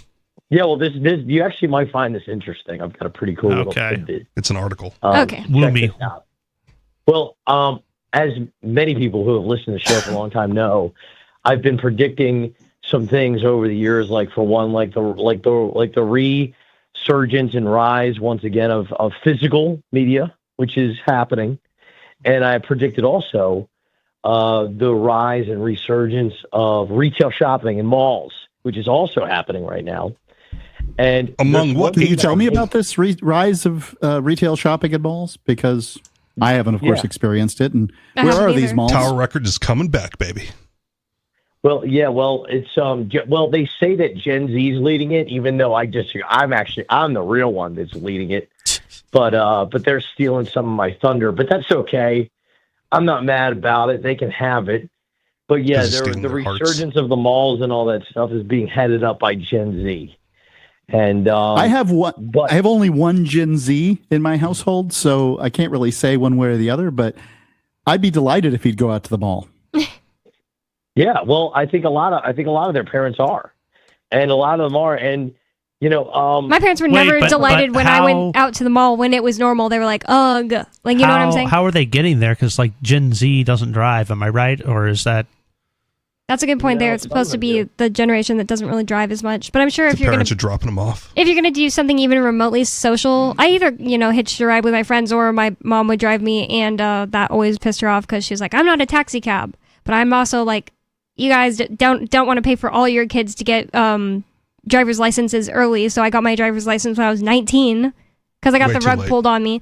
I was waiting until I was 18 in Texas, and they changed the law. No, and I moved to Utah, and it's 19 there. So I was just driving legally for a year. You can't get a driver's license until you're 19 in Utah? Unless you already have the thing is, like, it's not you can't get one at all until you're 19. It's that you can't get one without any lessons. I took no lessons. Yeah. I failed the first time I took the test. And I learned from the test and then passed it the second time. Crazy that their limit would be 19. In Texas, it's 18. It's like that in every state because it's like, yeah, you could be 15 and get a learner's permit, but you have to take all those classes. If you don't want to pay for all the classes and I don't know if this has changed, but in Missouri, it was 15 for the permit and then 16 exactly. for I never the got license. a permit, ever. I never had a permit. But then 16 for the license. And when my mother was a kid... Yeah, but 16 for the license with the classes and a permit. Like I promised you. Well, no classes. Okay, you're probably wrong. No, you just had to pass the test. But it used to be, like, even just a few years before, that in Kansas, it was like 13 and 14. Oh, my goodness. Yeah. That's because that's farm work. They have to learn how to, like, drive to and from the farm. Sort of. I mean, they have cities and stuff, too, so it applied there, too, where you could have 14-year-olds driving. And I actually think that's better. I think that's one of the reasons people drive so poorly. Yeah, it probably is better to start driving at 13, 14. Yep. Well, here's the thing. Like, I agree with you on all the points, and they okay, then shut up. They rug pulled. I'm just kidding. I'm just sharing an anecdote. Just kidding. They rug pulled people in Hawaii on the driver's license thing. I don't remember when it happened, but I got my permit at 15. Mm-hmm. I did the classes. I got my license at 16, and then somewhere like right around that range, they bumped it to 18. Mm-hmm. So people who didn't get in had to wait a few more years. Dang. And then they did the same with smokers. So like I had coworkers who were like 19-year-old smokers who could buy their own pack. And then they bumped the age to 21, and all of a sudden they're like bumming for friends to like buy them a pack of cigarettes again. Yeah, it's crazy. It's crazy to imagine not grandfathered in. You had to be 19 in Utah to smoke cigarettes, which I wasn't really smoking at 18, so that was like fine when I was 19. Did anybody really recall like during COVID they just raised the smoking age to 21? Yeah, it was Biden. And I just and remember, if I had been 19 at that time, I'd be pissed. Like, how is there not like more news about this? How come there aren't like like that's a big thing, and I figured there'd be. I think it's just because people, by and large, are like, yeah, smoking's probably not that good now. I don't know. I just feel like that was a crazy thing, like how that didn't get more pushback. Smokers are pariahs. That's why. I remember throughout the 90s. Exactly, like that's the other thing. It's like the only people protesting would be like, we want cigarettes, and people be all mad, like be like, shut up. Right. Yeah, but I remember back in like the 90s, and I guess maybe even into the early 2000s, they were doing these like various types of smoking restrictions, like say that restaurants, couldn't have a smoking section and stuff like that. That's messed up. But there was a lot of pushback for it, and like city halls were trying to pass different, and then states as well. And I just remember it being a big thing. Like everybody was talking about it, and there was a lot of people fighting it. And this just seemed like a complete pushover. I feel maybe in your area, I feel like the pushback was a minority of people very vocal about it, and those were the smokers, and they completely outnumbered by the non-smokers. But a lot of their arguments were, isn't it my right to be able to do this? And it'd be the restaurant and the bars would be saying, isn't it my right to have a smoking bar? Yes. You don't have to go to my bar. Libertarian perspective, yes, right? But you're up against the constituency, which is majority non-smokers who hate the smell of smoke, versus minority smokers, and culturally shifting in that direction to make it more extreme. Okay, well, so what I was getting at was the issue that's going on is anybody that gets in the way of this mall resurgence, the resurgence of normalcy, I seriously dislike. right? He's just going to go perv on teenagers at the mall. That's all. Yep. Well, you can assign whatever you want to it. Just as did. far as my. But look, this is the deal. At Towson Mall, which is one of the best shopping malls in America, it's about a half hour south of Shrewsbury in Towson, Maryland. They are actually, the Apple Store is about to lose. The Apple Store is about to move. They're about to close up shop in Towson, and which doesn't make sense because the Apple Store in Towson is always popping. Like there's always a F ton of people there all the time, and it's always swamped. Okay, so everyone's like, wait, why is this happening? And they're like making up all these reasons and the union, their little union there is saying one thing, and their management. Why would an Apple Store be swamped anyways? Because you got to they repair make those things, good man. stuff, unlike Windows. People But like to this go in is- there to buy their things too. I mean, Yeah, but I feel like it's something you go to like twice a year. Like you go in, you buy something, and you're out of there. If you're in a populated, you might go populated once a enough year, area. but like how many millions of people have an iPhone that are Yeah, gonna go, like, somebody might be going in there to buy the AirPods too, or an iPad, or a Or the pen. Genius Bar. Yeah, they sell all kinds of great products in the Apple Store, but they're all ignoring the real reason why. Everyone kind of knows why that they're packing up shop, and it's because it's been Rent talked is too about, damn high. Theft? No. Well, yes, it's all these kids coming up from the city, going into Baltimore County, right in Towson, which is really actually a good place, unfortunately. And they're coming, and I wonder what kind of demographic we're talking about here. Coming up, and, they don't vote for libertarians. I know that. It's the yeah, blacks. well, they're stealing stuff from all the stores there. And it's the same reason that Apple's shutting down, that all the really great stores in the Towson malls also shut down. There are a lot of great high-end stores. They in should the move that Towson mall to Shrewsbury. Well, I'd be fine with that. But look, like Louis, well, yeah, and they would have zero crime if they moved it to Shrewsbury. But it's like Louis Or just Vuitton attract the crime. and Burberry and Abercrombie and Fitch and Hollister and all the stores that the sexy little teeny boppers would go into. They're all disappearing because of these little thugs that are coming up from Baltimore City and stealing crap from the Turd mall. Spank Bank is running Pissing me dry. off. It's pissing him off. He can always go back to the Aria Topless Tuesday. Aria, Conan, and Ian used to do one. Well, yeah, but then Arya convinced the females to do one. But Turds is more on the Aria Ian Conan one. Oh, okay. I see where you're getting. Yep. What? Oh, you probably don't even remember. Maybe you Gay. completely averted your eyes. Oh, he's just pretending. You're right. Anyways, I don't know. I believe that theft could be the reason these things are closing. I mean, they're losing money, right? If they were profitable, they likely wouldn't close, right? So, the rent, when the malls are going bad, It's also because they don't even feel safe. I mean, these little thugs are acting like a bunch of little hoodlums. you're pretending like corporate cares scaring about the everybody. retail worker. This is happening in Yeah, you're presuming that corporate cares about the retail worker. Oh, they Well, might they worry do. about getting sued by him if the person Okay. gets Yeah, injured well, during a well, they- raid. Well, they're not worried about the worker. They're worried about getting sued. Yeah, no, I agree. It doesn't really look, like the corporate overlords might not be the most caring people in the world, but they don't want their employees to get hurt. Okay. I mean, come on. and I've heard there's like do I really have to explain that to a libertarian? I mean, come on. No, but you can explain to someone who knows like most corporate policy is like don't fight back, don't do anything, just duck and cover, and you're not allowed to have a gun on staff. Yeah, but that doesn't. Yeah, dude. It's not very protective of the worker. Watch the news.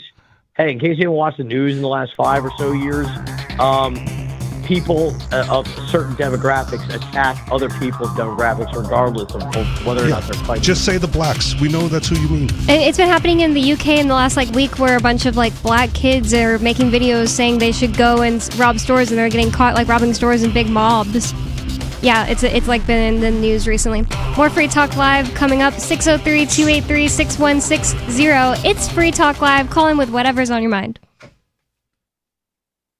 This hour of Free Talk Live is brought to you by Dash Digital Cash. Dash is the cryptocurrency designed to be used for spending. In addition to being one of the world's first cryptocurrencies, Dash was the first crypto project to have a decentralized autonomous organization that to this day continues to improve and promote Dash. Every month, 10% of the mining rewards go into a treasury. Anyone with one Dash to spend can put forward a proposal to the Dash masternodes. The masternodes vet the proposals and decide which ones move forward and are funded by that treasury. Nowadays, DAOs are plentiful, but Dash paved the way by doing it first, nearly a decade ago. Dash is one of the oldest cryptocurrencies and is widely available on exchanges, including the decentralized Maya protocol, and in multi-crypto wallets. It's easy to get and use Dash. Start by learning more at dash.org. Thanks to the Dash DAO for sending us 32 Dash per month to promote Dash on the air. Visit dash.org to learn about Dash. Dash.org.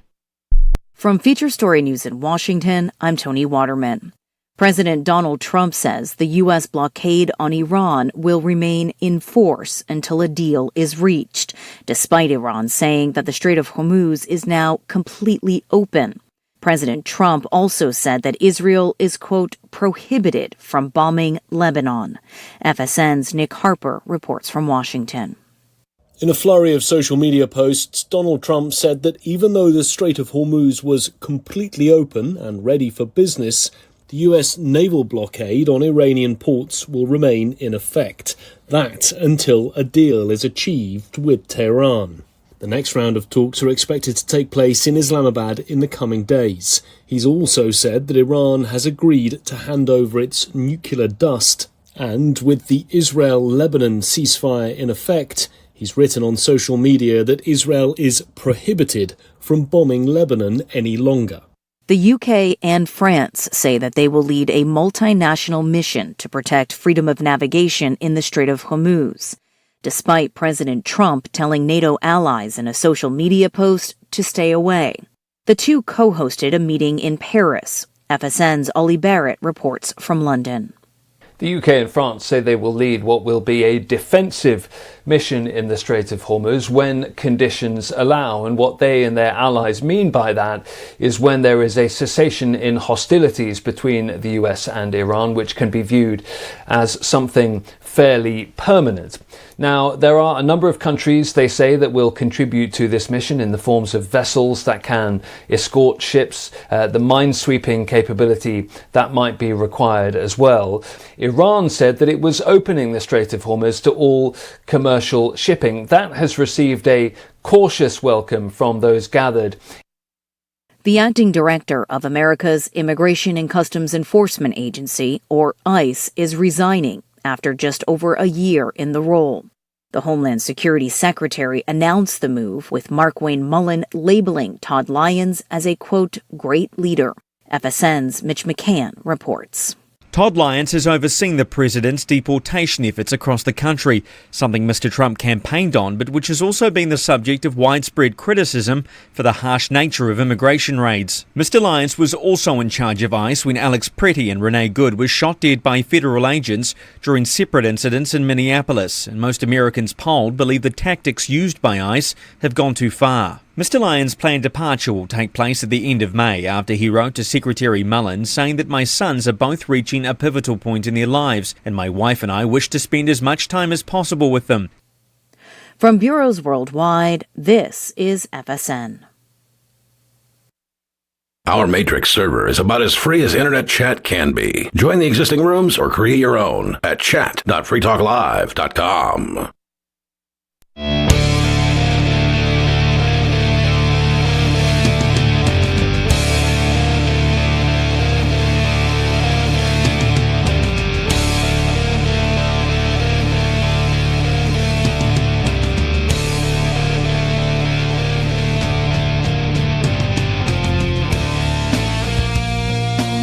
More Free Talk Live is back. 603-283-6160. That's 603-283-6160. And Free Talk Live is brought to you by LibertyMinded.com.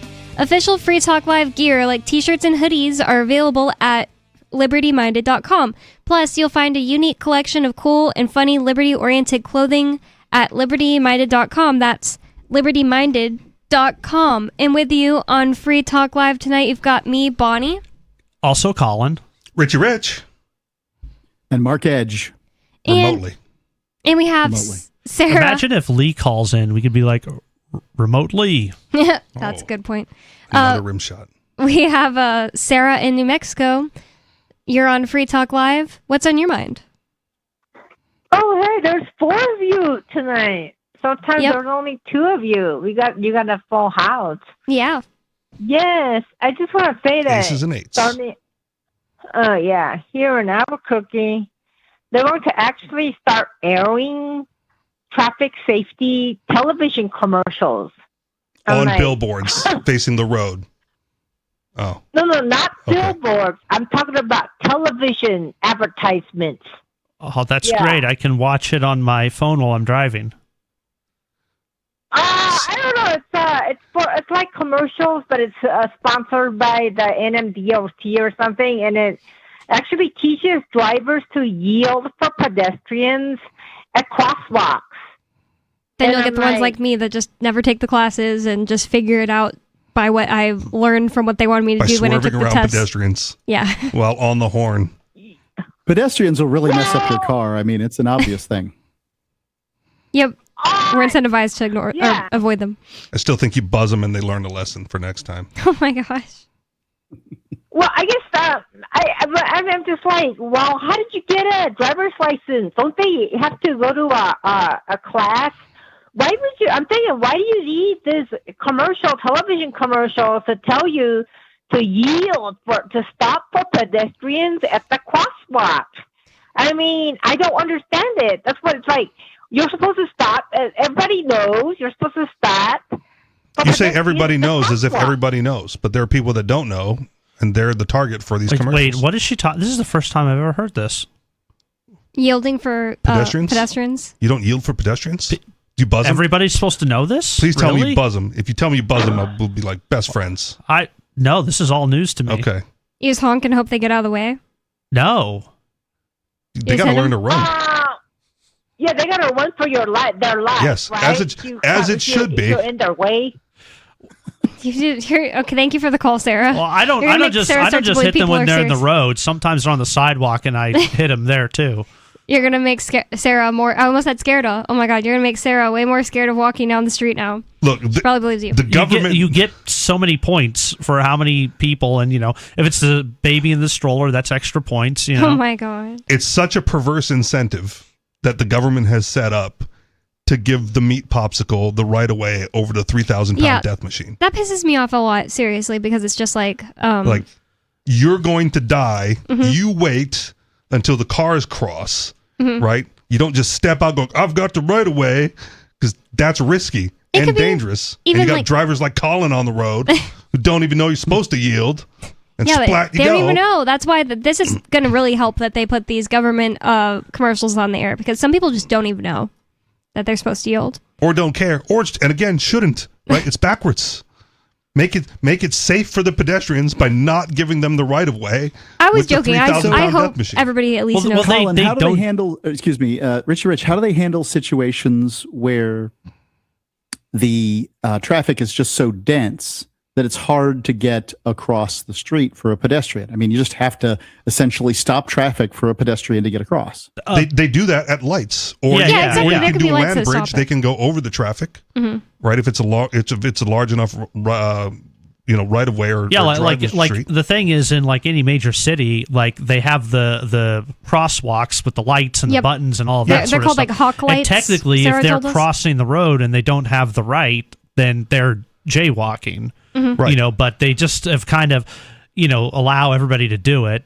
But even at those, right? If you want to be like the safe pedestrian, is you wait for the light to change, and then you wait for the cars to stop, right, and then you go.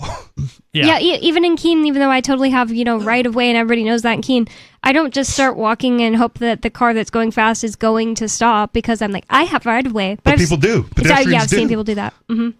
And what pisses me off even more is like I've been seeing people on scooters and bikes ride them across the street, so it's like you don't even have time to really be like, holy crap, there's somebody in the crosswalk in front of me all of a sudden. Bicyclists are the worst. Because they blow through all. They demand access to the road, and then they break every traffic law that affects them. Mm-hmm. Yeah, it's in really bad and dumb ways. I was in Boston one of the first times when I first moved up here, and I'm driving through an area, and it's a 4-way stop, like with just stop signs, no lights, a four-way stop.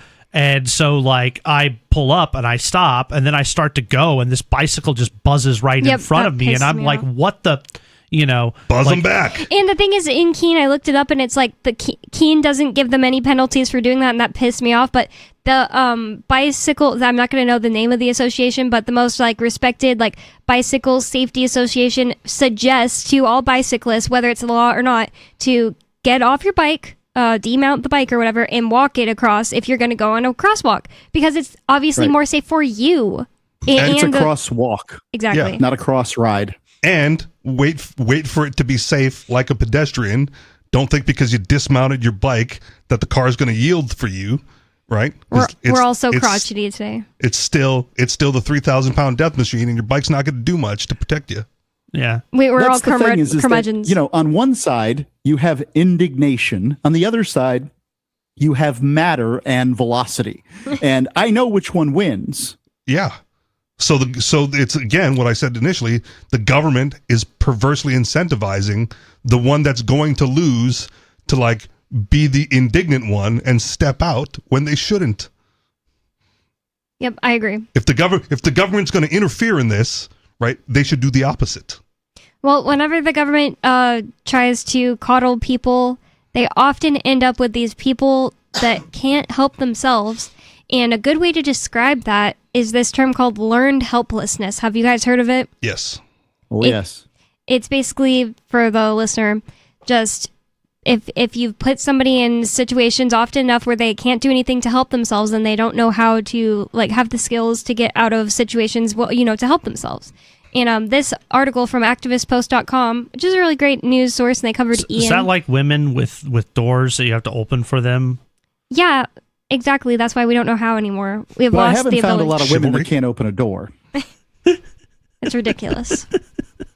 You often don't see a man around, so you realize you have to open it yourself. So it's ridiculous.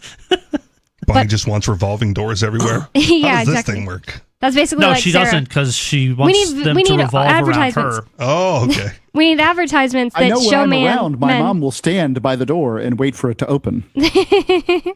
Presumably, she can figure out how to open it herself. But when I'm there, she just it remembers too. It doesn't even seem like she doesn't miss a step. She remembers. She can't remember much else, but she remembers that. Mom, these doors are voice activated. Just gotta say, doors open. Imagine a sci-fi future like that where there's the voice activated doors everywhere, but men still have to do it. But yeah, exactly. Only activated by men. Only accepts a man's voice. Yeah. That's ridiculous. Well, I don't voice think that's activated, exactly. but for some reason it can't understand me like every other voice activated thing. I self-identify as a man today. These doors will open. Yeah, I don't know. I don't think that's a good example of it. These people from activistpost.com, they wrote an article about Ian that Mark and I covered last weekend, I think it was, or maybe the weekend before. But this is Epstein, Iran, psychological warfare, and unlearning helplessness. And I really like the term learned helplessness. When I heard about that term, I was like, oh, that describes a whole lot of things. And it's like, if you know about the whole idea, it can definitely help you to keep yourself, non-dependent. If you catch it early enough, it's hard to train someone who's already in their learned helplessness to like break free from it. Yeah. So it says, globally, we have entered into an age of unprecedented social engineering and psychological warfare. In this blog, we will explore some of the modern history and methodology behind how we got to this point in the human story and what we can do to mentally defend ourselves and intelligently fight back. By the way, I realized when we gave our names, I didn't say that if you'd like to call in, the number is 603-283-6160, and you can bring up whatever's on your mind. I was thinking that earlier, but we ended up answering Sarah and just talking. Yep, that's the phone number if you'd like to call in. So, understanding learned helplessness. In 1967, a team of psychologists from the University of Pennsylvania conducted research on dogs to gauge their responses to unpredictable and unavoidable electric shocks. That's horrible. They created 3 groups. Group So A. was Fauci involved with this? Yeah, right? Like beagles. It's horrible. It's not like he worked with China to weaponize the dogs. Well, Fauci, he had dogs having their heads eaten I know. while they were alive. Yeah. It's a good thing they did all this stuff a long time ago, because it wouldn't fly today. And imagine how much less science is going to improve in these areas. I agree. Because we're not allowed to do experiments. Yeah, how are we going to know how fast it takes, the flies to eat the faces off of dogs?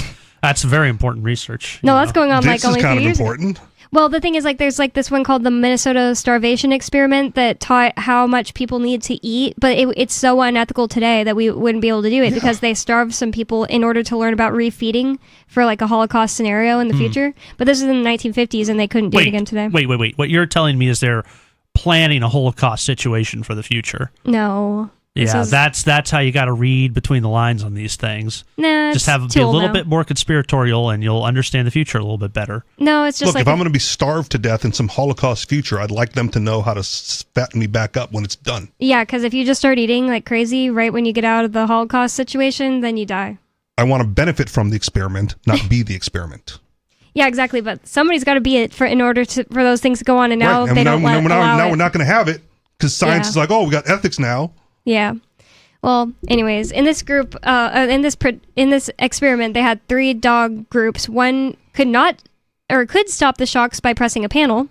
One received shocks but had no control or escape, and one received no shocks at all. After this, they placed the dogs in a box where they would be shocked but could easily jump over a small barrier to safety. The dogs from Group A and C, so could stop it and had no shocks at all, jumped over the barrier and escaped, but the dogs from Group B laid down and endured the shocks. No resistance, no struggle, no hope, just surrender. That's horrible. Simply put, the dogs were resigned to the feeling of helplessness, hence the expression learned helplessness. It's really sad. And there's a little picture here, and they're using a beagle. I feel like they use beagles for these things a lot. I even saw recently some vegans stole some beagles out of a testing facility somewhere, and they were beagles. Okay. Yeah. But they went to jail. I saw an article about a vegan stealing a lobster, and the lobster was for display only, wasn't even going to be Wow. eaten. I'm not pro-vegans, but the dog thing, I was like, all right. Kind of see that. No, I'm just kidding. I mean, not literally principally, but I was kind of happy for the dog. Dogs are either property or not. I can see it. When it comes to, it's perception, right? So we all have a different perception as to what cruelty to animals is.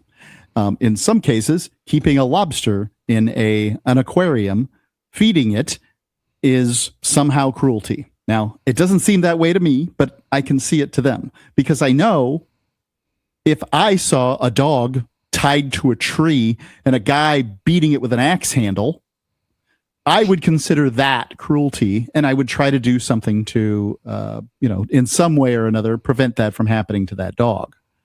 And so I really can't hold the vegans too responsible in this case. Yeah, for a dog specifically. There's not much I dislike more than a vegan. Yeah, I know, right? You can hold them responsible the same way you would be held responsible if you set the dog free and the owner sued you. Mm-hmm. You could just buy the dog from him. Yeah, that's what I was thinking. You could try. Well, yeah, but you can't force him to sell it. Yeah. Yeah. Well, and then therefore the vegans should buy these animals. Yeah, and then exactly. Set them free and then watch nature take its course. It's not a good way. The way that they're released back into the wild. This. Yeah, somebody that we know used to raise rabbits, and their neighbors would sometimes try to release them, and they had to put a sign up that said, "If you release the rabbits, just take them home because they can't survive in the wild." So these vegans or activists didn't even know that because they're stupid. Yeah, exactly. They don't have enough energy to go into their brain. The problem with paying the animal abuser is they can just go out and get another animal and then get paid to abuse it. And it just creates a cycle of incentives that are perverse. That's a good point. What could possibly go wrong? That reminds me of the famous example in India where the British decided, we're going to pay the Indians to go and capture all of the snakes. Oh, yeah. To try and reduce the populations of cobras in particular. I thought you were going to say the populations of the Indians. I was like, whoa, that's evil. That's actually really the British funny. already have a method for that. Yeah, smallpox. And what happened is they just started breeding the cobras and be like, oh, look at how many I have today, sir. Wow, that's really smart. I don't know how much Reason Magazine you guys follow, but they've got the great series The History of Unintended Consequences, and it's just stories like that. Nice. Sounds like a great idea with the best of intentions. What could possibly go wrong? Nice. That's hilarious. It is. It's great. I wonder if anybody It's a does whole that, series. like in Utah, because if you kill a coyote, you can get like $50 or something like that. I think it's coyotes, yeah. Yeah, so if someone could surreptitiously breed coyotes, I think right, they would. I think the price doesn't match what it'd take to breed the coyotes. Oh yeah, and feed them and enclose them, and not so get bit by them. I think the thing is the British must have been just offering too much money. Yeah. I mean, there was another one, I don't remember the specifics, but it was on this Reason thing, and it was, an archaeologist was having trouble, like, getting pieces of, like, human skulls, so he said, offered the natives, hey, you bring me a piece, you get money, and so they're finding full skulls and smashing them and breaking them individual pieces to get, like, 17 times the payout. Wow. It's like, oh, man, this skull, like, really came together nicely. It was like, yeah, because you're paying them to break them up now, because you're paying them per piece. That's hilarious. Yes. I thought you were going to say they going ended out up and killing people. Yeah. No. They were I guess just there were finding just them that and many smashing them and skulls. getting multiple payouts. So, yeah. It's a great series. Basically, we understand the concept of learned helplessness, but what does it have to do with the government? Because that's usually what we're talking about on the show. It says they've been weaponizing learned helplessness. Back in 2001, within months of 9/11 taking place, CIA psychologists met with Martin Siegelman, the man behind the original learned helplessness experiments, CIA psychologists did that? To discuss how to win a lasting victory against global terrorism. That's creepy. A few months later, according to Siegelman's own recounting, he meticulously detailed what he knew about learned helplessness for them. Although Seligman would later claim the CIA led him to believe their interest was for defensive purposes alone, which critics have doubted, and for good reason considering how the American Psychological Association played a key role in carrying out and covering up the CIA's torture program. This goes deep. These meetings would ultimately result in the attendees weaponizing learned helplessness and making it central to the infamous Enhanced Interrogation Techniques program during the so-called War on Terror. Wow, this is like really creepy history. Everyone in Guantanamo still. Yep, still. Apart from the obvious correspondences with previous experiments into learned helplessness by Seligman, such as the use of electric shocks on prisoners or playing disorienting sounds in the form of culturally inappropriate music. Katy Perry. What? No. Katy Perry's 100% innocent, by the way. Inmates were randomly subjected to various forms of unpredictable and uncontrollable stress, physically and psychologically, which they could not predict or escape.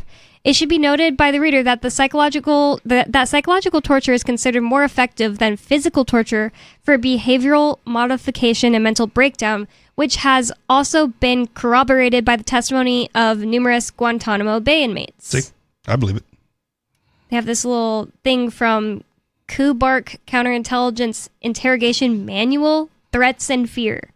The threat of coercion. I'm curious. When I think of being woken up by flashing lights or, noises or Katy Perry, I don't think of torture. Wait, by Katy Perry herself? I wouldn't even be able to pick her out of a lineup.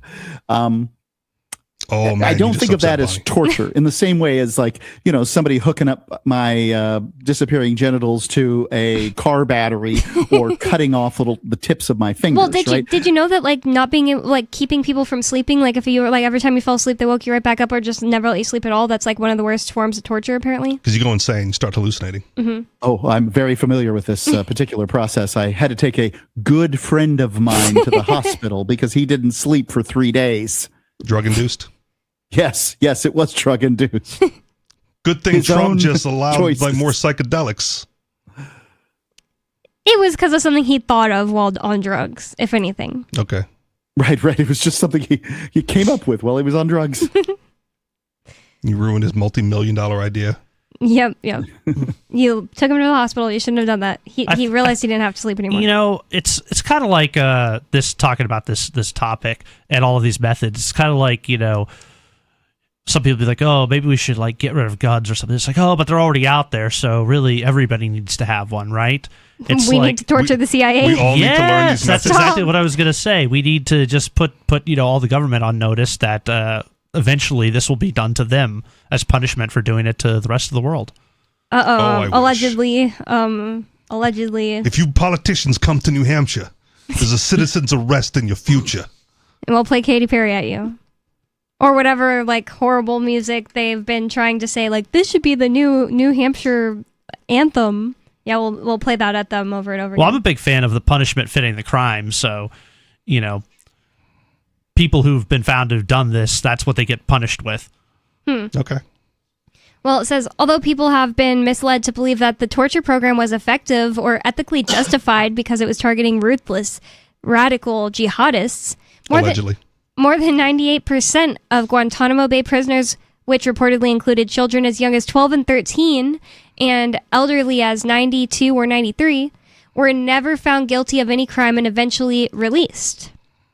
Likewise, at the infamous Abu Ghraib Sure. site, where horrific torture was exposed back in 2004, resulting in the arrests of almost a dozen U.S. military personnel, numerous children were detained, including an 11-year-old boy and a 17-year-old girl that 6 eyewitnesses say was sexually humiliated by drunk soldiers, according to General Karpinski, who was in charge of the site from July to November in 2003, when inmate looked like he was 8 years old. Ew. It's disgusting. I wish I didn't even read that. Much like Guantanamo Bay, the overwhelming majority were never found guilty of any crime, but the volume of those wrongfully imposed was much higher, with several thousand inmates eventually being released. There's that infamous picture of a guy standing on a box with like a wizard hat on and a wizard outfit on, but he's hooked up to some cords, being tortured. Do they have the one of the chick giving the Lindy? I don't see it yet. I Okay. just see the hooded man is what they call it at Abu Ghraib. Is that how you say it? To further illustrate the remarkable injustice here, a 2006 study on Guantanamo Bay found that 93% of prisoners were not even captured by U.S. forces, with 86% of them being kidnapped based on secondhand suspicions. You like those guys that got their TV stolen just on secondhand suspicion of stealing genitals. That's what I'm trying to say. Like, it's never good to not follow due process. I think an important thing to point out about this is the rest of the world knows about this, but unlike in the United States where people tell themselves convenient lies and say, oh, well, they must have been in the wrong place, or they must have done something to deserve it, or, yeah, well, it's just because, rights are so difficult. If we had to actually take it to trial, we couldn't prove, and all that kind of stuff. The rest of the world knows it for what it is and sees it and judges this country very harshly for it. But doesn't enforce any international criminal prosecutions. What I'm getting at is because America's a bully and we'll just go and try to kill all of Iran. Yeah. Oh, and if they held our politicians responsible, they'd have to hold their politicians responsible. And the last thing anybody wants to do is hold a politician responsible. Clearly. And if 2020 didn't teach us that, I don't know what's going to. They sure had no problem doing it in the 40s or the 50s with the Nuremberg trial. Well, 2024 as well, because Trump has not arrested any Fauci or anybody else he said he was going to arrest ever. He's never arrested Hillary either. Yeah. What happened to those promises? They're gone. More Free Talk Live coming up. You can bring up whatever's on your mind. 603-283-6160 is the phone number to bring up whatever's on your mind. More Free Talk Live coming up. Don't go anywhere. It's Free Talk Live. I feel like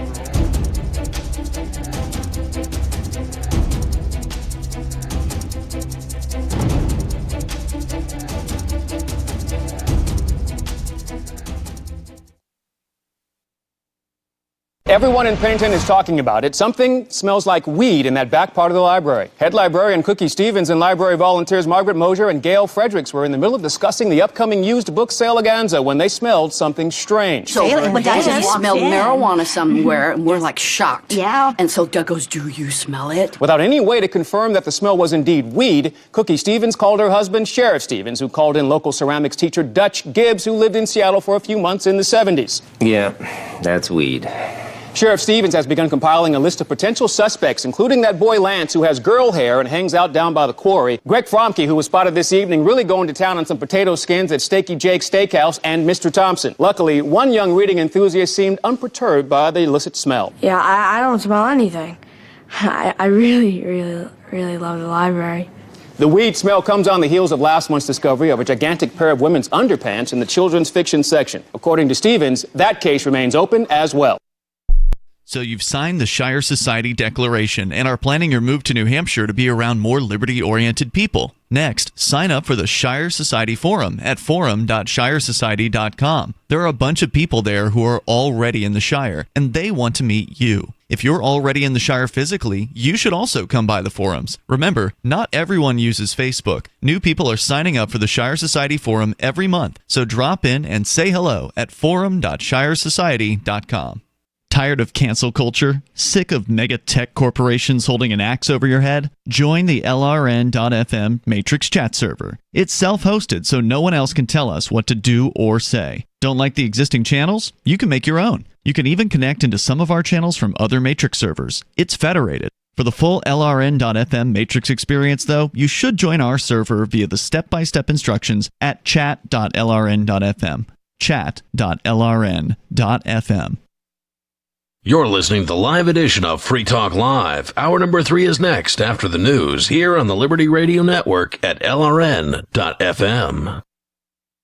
From Feature Story News in New York, I'm Mitch McCann with the Week in Review. On Friday, US President Donald Trump signaled the US blockade on Iran will remain in force until Iran agrees to a deal. He's also said that Israel is prohibited from bombing Lebanon. It comes after Iran said that the strait was completely open during the current ceasefire. Nick Harper reports from Washington. In a flurry of social media posts, Donald Trump said that even though the Strait of Hormuz was completely open and ready for business, the US naval blockade on Iranian ports will remain in effect. That until a deal is achieved with Tehran.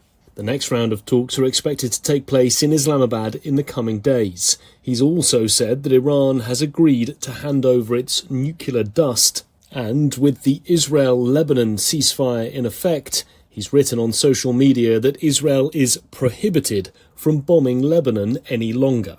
I'm Nick Harper in Washington. A day earlier, Defense Secretary Pete Hegseth said the US is locked and loaded if Iran doesn't accept a deal ahead of another possible round of negotiations between Washington and Tehran.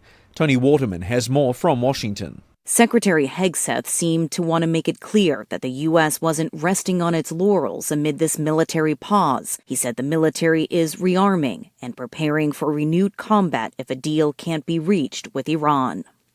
We're watching you. Our capabilities are not the same, our military and yours. Remember, this is not a fair fight. And we know what military assets you are moving and where you are moving them to. Hegseth said the naval blockade of Iranian ports is the, quote, polite way of getting a deal. But there's also the hard way, which he said would be the blockade and bombs dropping on Iranian infrastructure. The White House in recent days has signaled it's inclined towards diplomacy, with the potential for another round of negotiations in Islamabad as soon as this weekend, ahead of the ceasefire expiring early next week. Aides to the UK Prime Minister Keir Starmer say he's not going to resign over the latest controversy around the appointment of Peter Mandelson as ambassador to Washington. It emerged Mandelson was appointed to that role despite failing security vetting. The government insists no ministers were aware that the Foreign Office overruled that vetting process. The top civil servant in that department, Ollie Robbins, has been sacked over the issue. Chief Secretary to the Prime Minister, Darren Jones, says Keir Starmer is furious. It's hard to describe, quite frankly. I mean, I've used the word furious, but it's of a bigger scale. Given the nature of the problem here, not just in terms of the appointment, but the position that it has put the Prime Minister and cabinet ministers in as a consequence of the decision to overrule the recommendation from UK security vetting and the fact that the system even allowed for that to happen in the first place. It's of a scale of a problem that we've not experienced in government before. It is beyond unacceptable. Hungary's election winner Peter Magyar is raising new allegations against the outgoing government. In a social media post, he claimed officials may be destroying documents tied to past decisions and urged insiders to come forward. The outgoing government, led by Viktor Orban, has yet to respond to these charges.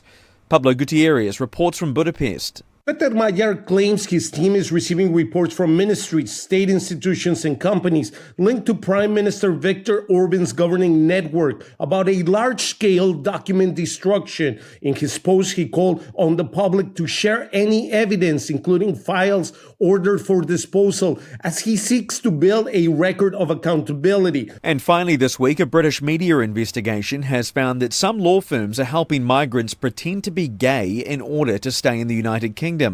For thousands of dollars, lawyers are providing false documents to help migrants claim asylum under the pretense of being at risk due to their sexuality if deported.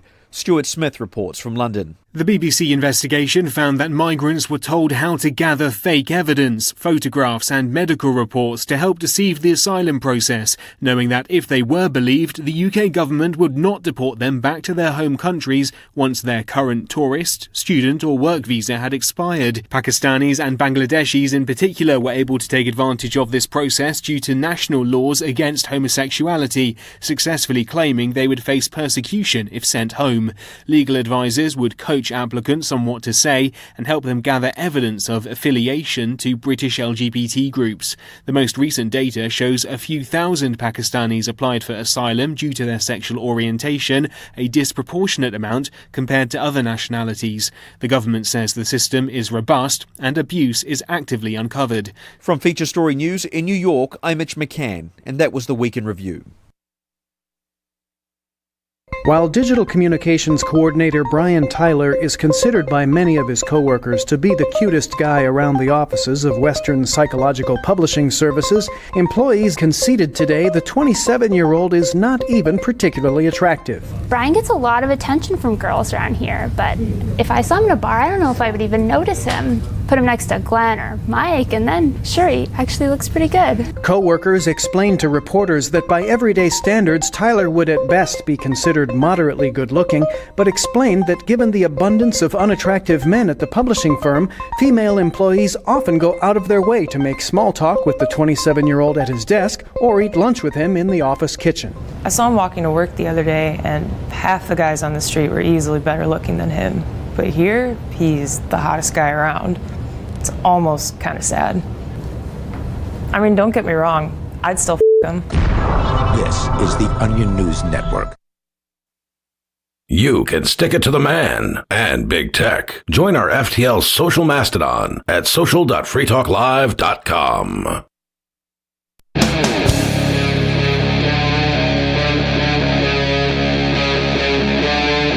Free Talk Live.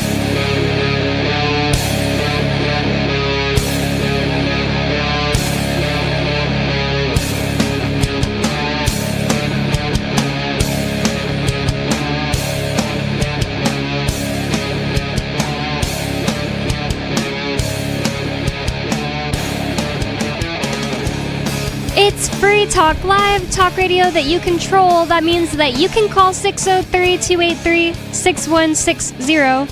That's 603-283-6160. And with you on Free Talk Live, you've got me, Bonnie. Colin. Rich. And remotely, Mark Edge. Bonnie, how's my audio? I've switched up microphones and I can get a camera going. This sounds better. I think it sounds fine. I don't know if it sounds better, but it sounds fine. So, what do you say? Better than my RE20? Oh, that's insulting. No. I think the last one actually sounded better. This one doesn't sound bad, though. Okay. It's not. We'll take a vote. No, I think it sounds okay. It's totally fine if that answers your question. Microphone A? We'll take a vote, and anybody who thinks that the previous one didn't sound best, gets fired. No, I actually am more of a professional than Colin. He's never done this. But I'm not as much He still gets an opinion. We'll just fire him for it. Well, if you're tired... I think he heard what I was saying during the break. That was making it... Just like thinking of firing Colin is making him giddy. Were you suggesting that somehow I was going to get kicked out of Britain too because I was trying to retain my membership through claiming I was gay? No, I was making jokes that you were watching us on the camera, and I was gonna pretend to do things to the image of you, the one that's on the printout, yeah. And I said, rub it briskly against your And the thing is, I trousers. could see your face the whole time, so I was gonna do it and hopefully see a reaction from you. All I can see is Bonnie the whole time, which is, not the worst view. That's probably the best case scenario. Sitting in this studio. It really is for anybody watching the cam Yes. at cam.freetalklive.com. Okay, we can turn all the cameras towards me. It it's is fine. when her makeup's like this. What? Blah. Okay, whatever. Stupid and opinion deleted, just like your last one. But if you're tired of the oppressive rules in moderation of the big tech social media sites, our Mastodon server at social.freetalklive.com can set you free. Mastodon is free, open source, decentralized, and federated. Multiple apps are available for iOS, Android, Windows, Mac, and Linux. Linux, the easiest to use computer interface. BS? Social.freetalklive.com. And I actually titled the show tonight, "They're Gonna Put Toilets in Cars," something like that. So it's the number 2 story. Yeah, so I titled the show the number 2 story. We've got a number 2 story. Chinese car maker patents voice-controlled in-vehicle toilet. It's disgusting. Imagine just like looking over at your girlfriend and you're like, are you serious right now? Can you not wait until we get home? Is it for like truckers? Because that could kind of make sense. Like, Well, it's always been illegal to be distracted when you're driving. The image in the article is not a truck. Tell you that much. We have a caller on the line, so do we want to pause and answer the call? Since Of course. It's an the show's built on. green caller, and I don't recognize the name. So what's your name and topic, please? My name's Anthony, and I'm actually calling just to see if you guys think, I think that the 19th Amendment and its consequences have been a disaster for the human race. I just don't really care that much about this. Is the 19th Amendment women voting? Yeah, that'd be the one. Yes, it's been a disaster. Okay, well, it's associated with some bad things happening, in so much as correlation. I don't know whether it's That's causative. What I was gonna say. I just don't know. I think it could just be a correlation because lots of bad things are happening all at once, and men do a lot of them. I don't want women voting. Just keep in mind, it was men that voted to do it. Yeah, I also don't want men voted voting. in the 19th Amendment. Yeah, Yeah. We should just have no one voting. Right. I would give away my right to vote if we all give away our rights to vote, because democracy is really what causes the most problems in this whole entire planet, more than specifically women engaging in it. It's not that I'm like I get all defensive and I don't want to give up my right to vote. It's like I want everybody to not be doing democracy. Democracy is crap. Democracy is the god that failed, Anthony. Yeah, that's two wolves and a sheep arguing what's for dinner, right? Yep. And if it's two female wolves, they can't decide. There's been some association with black people getting their right to vote and the rise of socialism. Do you think that black men, should have their right to vote taken away too? Well, yeah, actually, if you look at the civil rights, ever since the Civil Rights Act was passed, we've seen a decrease in the nuclear family in the black what do you call it? I guess culture, right? So there is something to be said there. I don't know if they need to be stripped of their quote unquote voting powers, but I do think there needs to be a serious discussion around the black community and why us as a whole, usually, because in theory they're 13% of the population, but they commit over 90% of the violent crimes, right? I know, these are all talking points. I'm sure it's not quite 13%, it's not quite 90%. But when we turn on our local news every day, we all see the same common patterns, right? So I do think a discussion does need to be had there. So who else has gotten? Let's see, renters. Renters have gotten the right to vote too, as well as Native Americans. And renters don't take good care of their landlord's property as well as the landlord would have. Strip the right to vote from, whether it's renters, and there's probably a few more. Does anyone think of any others? Oh yeah, Native Americans. We talked about that. Well, if you were at the Libertarian Party convention, you wouldn't want children voting either. Yeah, unless the results were what I wanted, right? Yeah, it's just fair. Italians and Irish too, that was kind of frowned upon whenever they were allowed into the United States. There's no way you're not Italian, right?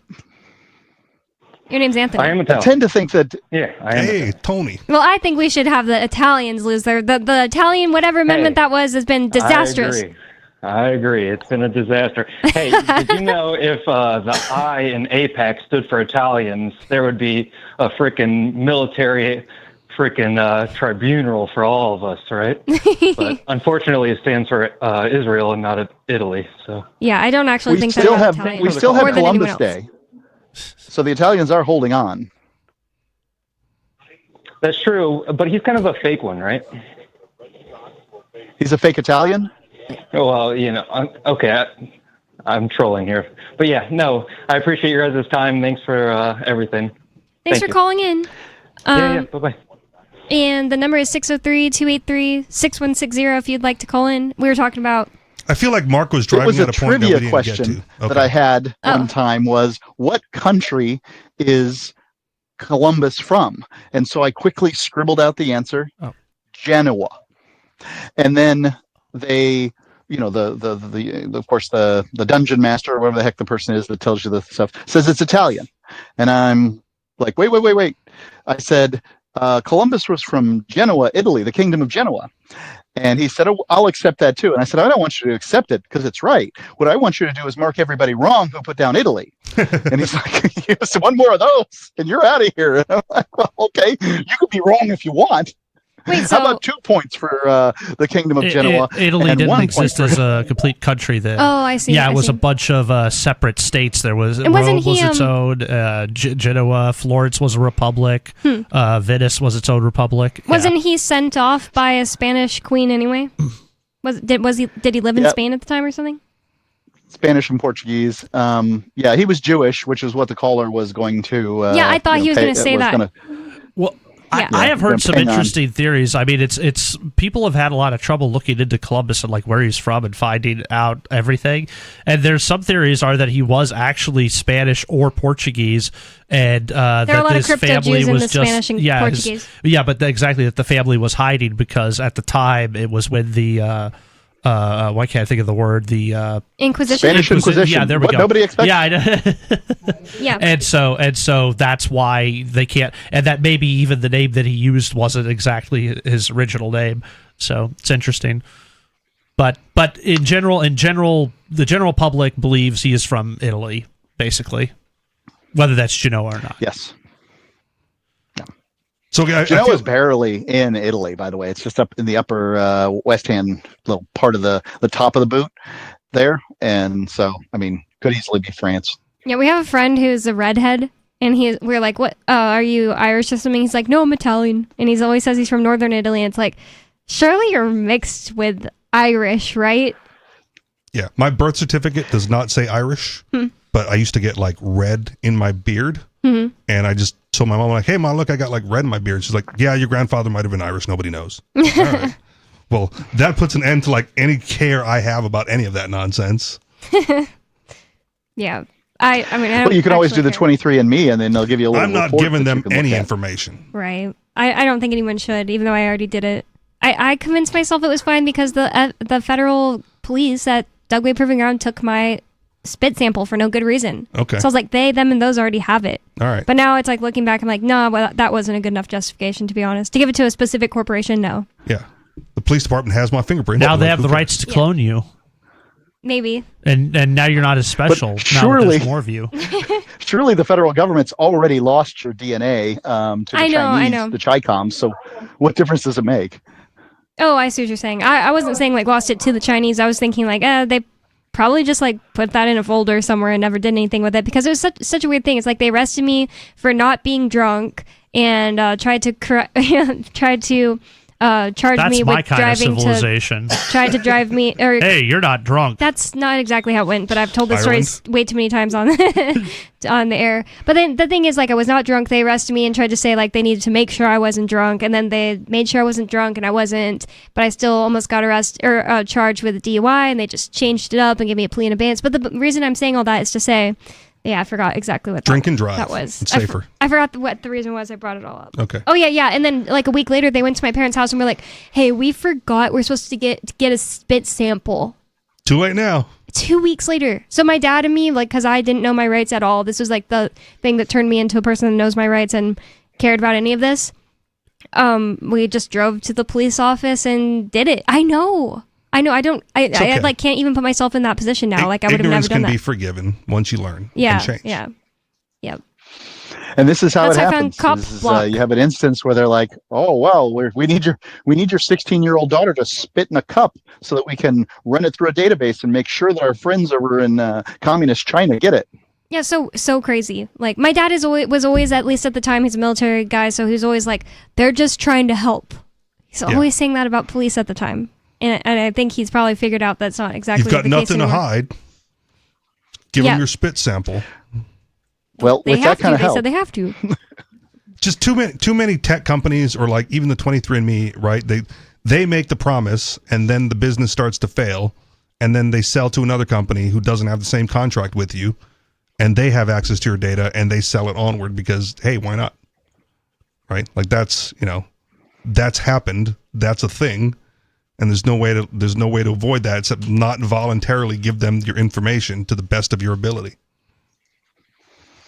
I would agree that if you do not have an arrest and your DNA has not been taken, that is a valid point. I would say in Bonnie's case, there is a near zero chance that her DNA hasn't been entered into a computer system, and that computer system hasn't been compromised by every organization that has a intelligence agency on the entire planet, and it hasn't been just taken by all of them. Well, this is pretty and I'm in the same boat.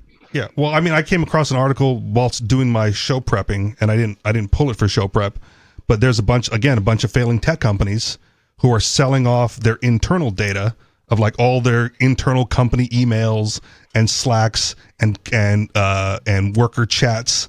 They're selling it to the AI companies to build the models. Whoa, that's crazy and creepy. Who knew? Yeah, you send your coworker an email, all of a sudden, like, they're keeping it. That's their data. They're going to use it how they want, and they're selling it off. Yeah. So, wow. Yep. Can't get away from it. Yep. AI wants all the information it can get. Well, that is how the cop stole Bonnie's spit. We do have. We were talking before this. There's a joke there somewhere. We were talking before this about how they're putting toilets in cars, and that honestly really interests me because, to be honest, I have to pee way too often in moving cars. But the thing is, not while I'm driving. Like, not that I don't ever have to pee while I'm driving, but I just mean whenever I'm being driven somewhere, I feel like the most annoying person because I have to pee so many times. Like, you might even see if you actually are a watcher of the show. When you're driving around? Yes. He's driven me even when it's just like today, it was from here to local social. No, it wasn't. Social Sunday. I did not have to pee in that. And she's like, I have to pee. That didn't happen. But take me to the Walmart. But Colin has driven me to the LNC and stuff like that, and I always honestly feel like I have to pee way more than anyone else. So we went with Aowen and Riaz last year. I always feel like I have to pee like at least twice as much as everyone else in the world. I don't know. More stops. Plan that in your route. You just don't like riding in a car and you get all pissy. Stupid. Chinese car makers. I forgive you, Bonnie. Chinese car maker Ceres has been granted a patent for what it calls an in-vehicle toilet that slides under the passenger seat for visits to the loo while on the road. This feature is meant to satisfy users' toilet needs on long journeys while camping or while staying in the car. Engineers wrote in Ceres' patent filing in China on 10 April. Ceres, based in the southwest city of Chongqing, has not announced any cars that have toilets, and it is uncertain if any will be made. They're just getting the patent so they can stop someone else. Patent trolls? Yeah, probably. Is that really a thing in China? Do they care about patents? I don't know, but...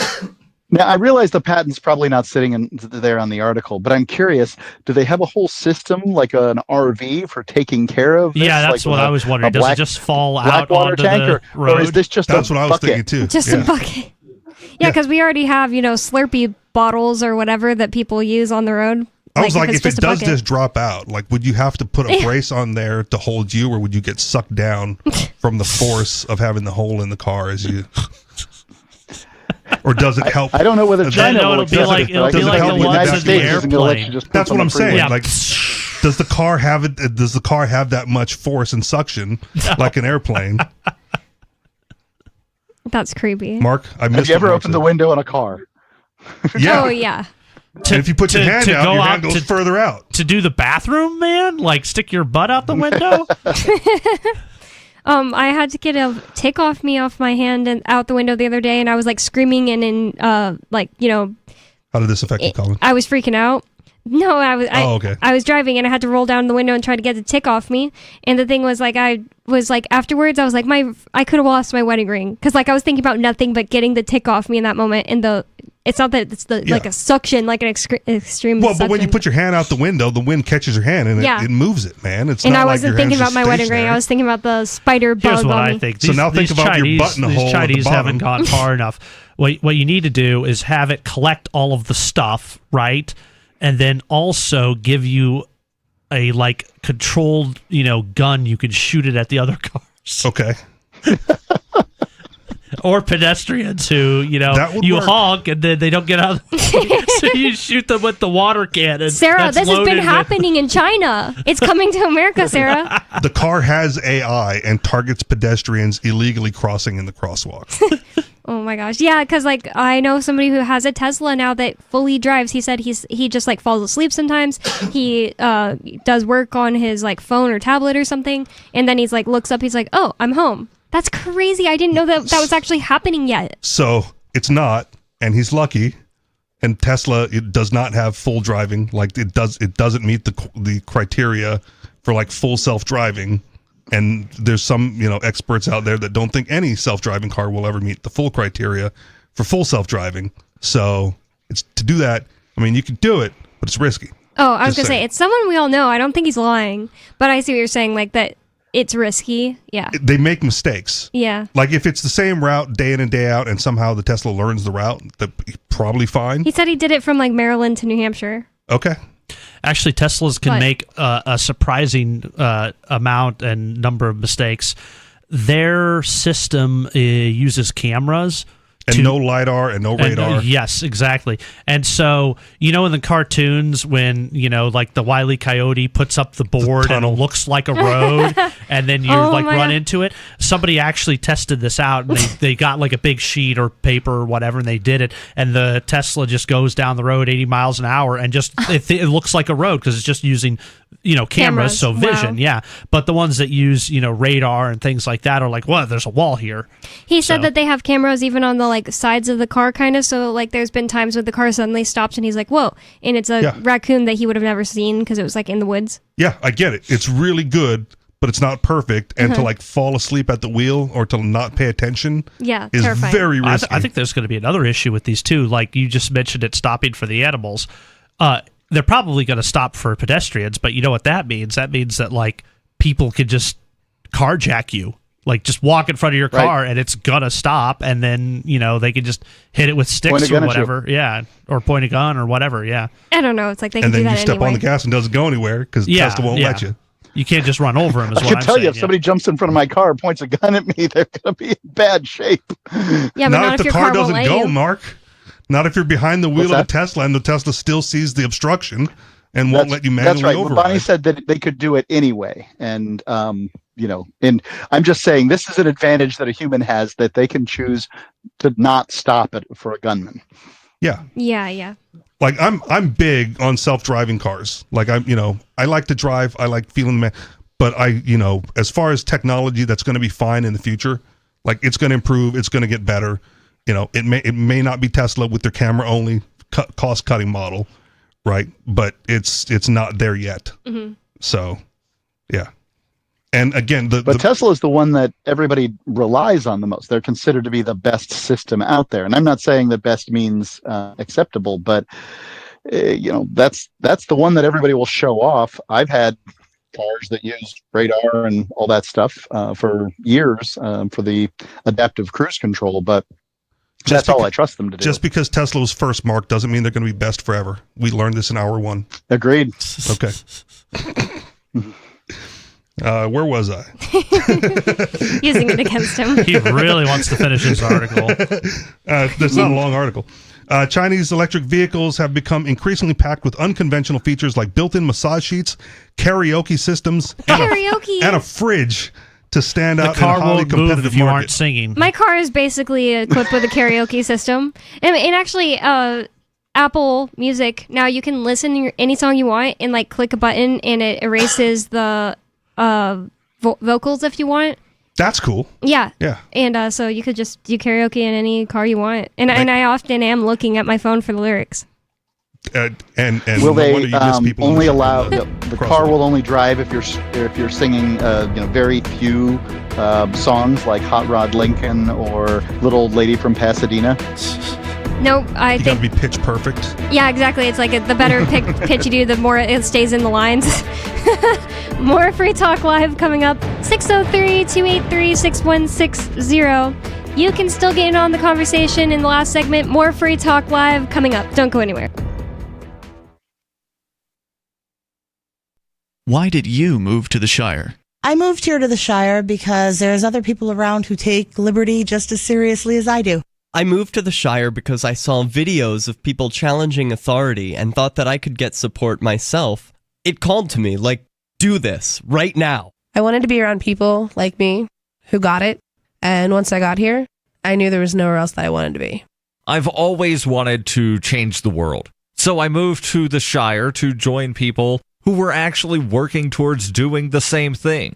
The people here are awesome, loving, and positive. It was for the adventure and for the feeling of something important is happening here, and I just wanted to come to sort of be part of that. Visit ShireSociety.com to read and sign the Shire Society Declaration and learn the reasons why, if you love liberty, you should immigrate to the Shire. Plus, connect with others via the forum at ShireSociety.com. That's ShireSociety.com. From Feature Story News in Washington, I'm Tony Waterman. President Donald Trump says the U.S. blockade on Iran will remain in force until a deal is reached, despite Iran saying that the Strait of Hormuz is now completely open. President Trump also said that Israel is, quote, prohibited from bombing Lebanon. FSN's Nick Harper reports from Washington. In a flurry of social media posts, Donald Trump said that even though the Strait of Hormuz was completely open and ready for business, the US naval blockade on Iranian ports will remain in effect. That until a deal is achieved with Tehran. The next round of talks are expected to take place in Islamabad in the coming days. He's also said that Iran has agreed to hand over its nuclear dust. And with the Israel-Lebanon ceasefire in effect, he's written on social media that Israel is prohibited from bombing Lebanon any longer. The UK and France say that they will lead a multinational mission to protect freedom of navigation in the Strait of Hormuz, despite President Trump telling NATO allies in a social media post to stay away. The two co-hosted a meeting in Paris. FSN's Ollie Barrett reports from London. The UK and France say they will lead what will be a defensive mission in the Strait of Hormuz when conditions allow. And what they and their allies mean by that is when there is a cessation in hostilities between the US and Iran, which can be viewed as something fairly permanent. Now, there are a number of countries, they say, that will contribute to this mission in the forms of vessels that can escort ships, the minesweeping capability that might be required as well. Iran said that it was opening the Strait of Hormuz to all commercial shipping. That has received a cautious welcome from those gathered. The acting director of America's Immigration and Customs Enforcement Agency, or ICE, is resigning after just over a year in the role. The Homeland Security Secretary announced the move, with Markwayne Mullin labeling Todd Lyons as a, quote, great leader. FSN's Mitch McCann reports.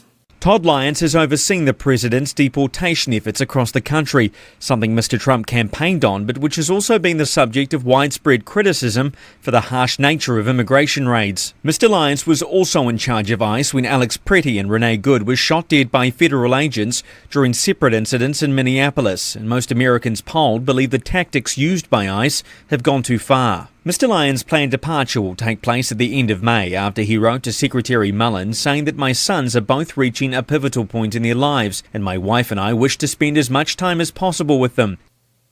From bureaus worldwide, this is FSN. Don't miss a moment of Free Talk Live. Get our archives daily via our podcast at feeds.freetalklive.com.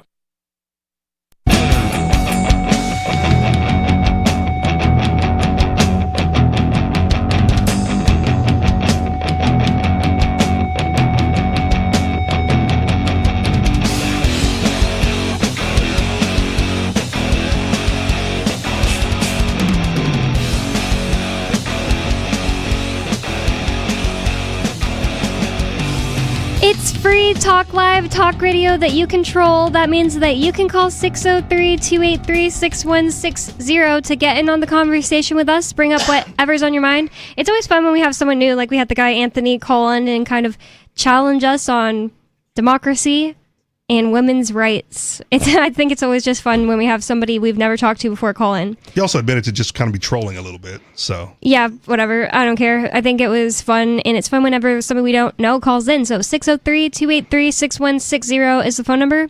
And with you on the show tonight, you've got me, Bonnie. Colin. Rich. And Mark Edge. And there is another disturbing story Richie Rich is going to make us listen to. This is a good story. Oh, really? This is okay. a positive news story. From Reason Magazine or from Reason.com, as I said, reputable news source, and high quality, generally high quality content. 62-year-old protester acquitted on all charges for wearing a penis costume. Are we sure he wasn't just like a bald old man? Nope, because the picture shows the costume. Hey. Hey, you're kind. She got it from Zanzibar. I was about to, I'm looking for some good ways to tie that in. Feel free to make jokes. The judge felt there was probable cause for an arrest, but declined to go so far as to convict. This week, a 62-year-old Alabama woman faced a criminal trial for wearing an inflatable penis costume during a protest. After 3 hours of testimony, a judge acquitted her of all charges, a welcome result for her free speech rights. Now we can tell our friend that does circumcision activism that she's totally free to go out like this if she wants. She holds signs on the side of the road that say things like, "You deserve your whole penis," which looks so like, what? When you see it, and then you like see the website for the anti-circumcision. I think that's great. I can only imagine the emails this lady gets. In October 2025, Gina Renea Gamble wore the offending phallus holding a "No Dictator" sign at a No Kings protest. Responding to the scene, Corporal Andrew Babb of the Fairhope Police Department threw Gamble to the ground and arrested her for disorderly conduct and resisting arrest. Wow. Is that necessary? Which part? The charge or the throwing her to the ground? Throwing the person to the ground. I mean, I've seen some of these. This is not nice. I mean, if you see the costume, it would be very difficult for her to put her hands behind her back. Just throw that out there. Indeed. Oh, it doesn't have arms like the one I have? Yeah. It looks like it doesn't have arms now. Prosecutors later added charges of... Looks like one of those gas station things. The used car lot thing. The wacky wave inflatable arm flailing tube man. Oh yeah, yeah, kind of does. Ew. Okay, so sidebar, real quick. Have you seen any of the practical jokes where people are wearing these inflatable things and someone opens up like a stink bomb near the vent? No, that's horrible. It is. It's ridiculous how it affects the person inside who cannot escape this horrid smell that is now occupying all of their airspace. Can't they just take it off? Not that quickly, Bonnie. What if it kills them? I haven't seen someone die yet, but the pranks are hilarious. It's not funny. Okay. But they're unhappy. They're very unhappy, and they flail about, but they're in costume, so the costume is flailing about. And they're jerking and gyrating, and they can't do anything about it. I don't like it. Okay. Disapprove. Next time, Mr. Bitcoin makes an appearance around here, you guys know what to do. You'll ruin the Mr. Bitcoin outfit. Prosecutors later added charges of disturbing the peace and giving a false name to law enforcement. The latter because when she was asked her name, Gamble replied Aunt Tifa, a play on Antifa, the shorthand used by anti-fascist activists. The case was flawed from the start. Babb's body camera footage showed his tone was aggressive as soon as he arrived, and threw her to the ground less than a minute after arriving, even though she was walking away from him at the time. Besides, wearing an offensive costume is fully protected by the First Amendment. Yeah, it's like they're acting like it is nudity. It doesn't look exactly the same as nudity. Well, it's also not a nude human being. Right? That's what I mean. Yeah, exactly. Predictably, the prosecution faced an uphill battle. Judge Hames Snedeker dropped the false name charge before the trial even began, and prosecutors struggled to establish why Gamble should even have been arrested in the first place, much less prosecuted. She was obstructing traffic and was a safety risk, Babb testified at trial. Adding but the judge said that this was justifiable, that the arrest was justifiable. That's the part that I'm kind of interested in here, because it doesn't sound, I'm not hearing anything that sounds justifiable if you admit that this is a free speech issue. Fair. Well, was there any complaining party that even called? Not that they would be in the right, but was there one? Or if she was in the middle of the road, I'm for everything. If she was on the sidewalk, I'm for nothing. Well, I mean, that's the difference. Contextually, was she in the middle of the road with a bunch of other people who were in the middle of the road? So I'll read this part again. It wouldn't matter to me. I'll read this part again. As far as again. I'm concerned, anything can happen to you in the middle of the road. I'll read this part again for Mark, just because this is probably why the judge said justify. She was obstructing traffic and a safety risk. Okay. So that's the officer's testimony at trial, and that he tried to de-escalate the situation. So if you take him at his word, we know he could didn't be try saying to de-escalate. that people were stopping and slowing down to look at her, and that was obstructing traffic. I would want to know for sure whether this lady was in the road. Sure, but you're not going to find that unless you arrest her and take it to trial, right? Yeah. Well, and the only reason why I didn't quite catch that at the beginning is because every single one of these No Kings things that I've seen has been on overpasses. Okay. So I haven't seen any where they've been in the road. I get it. But again, and she may not have been, but this is the officer testimony. Yeah.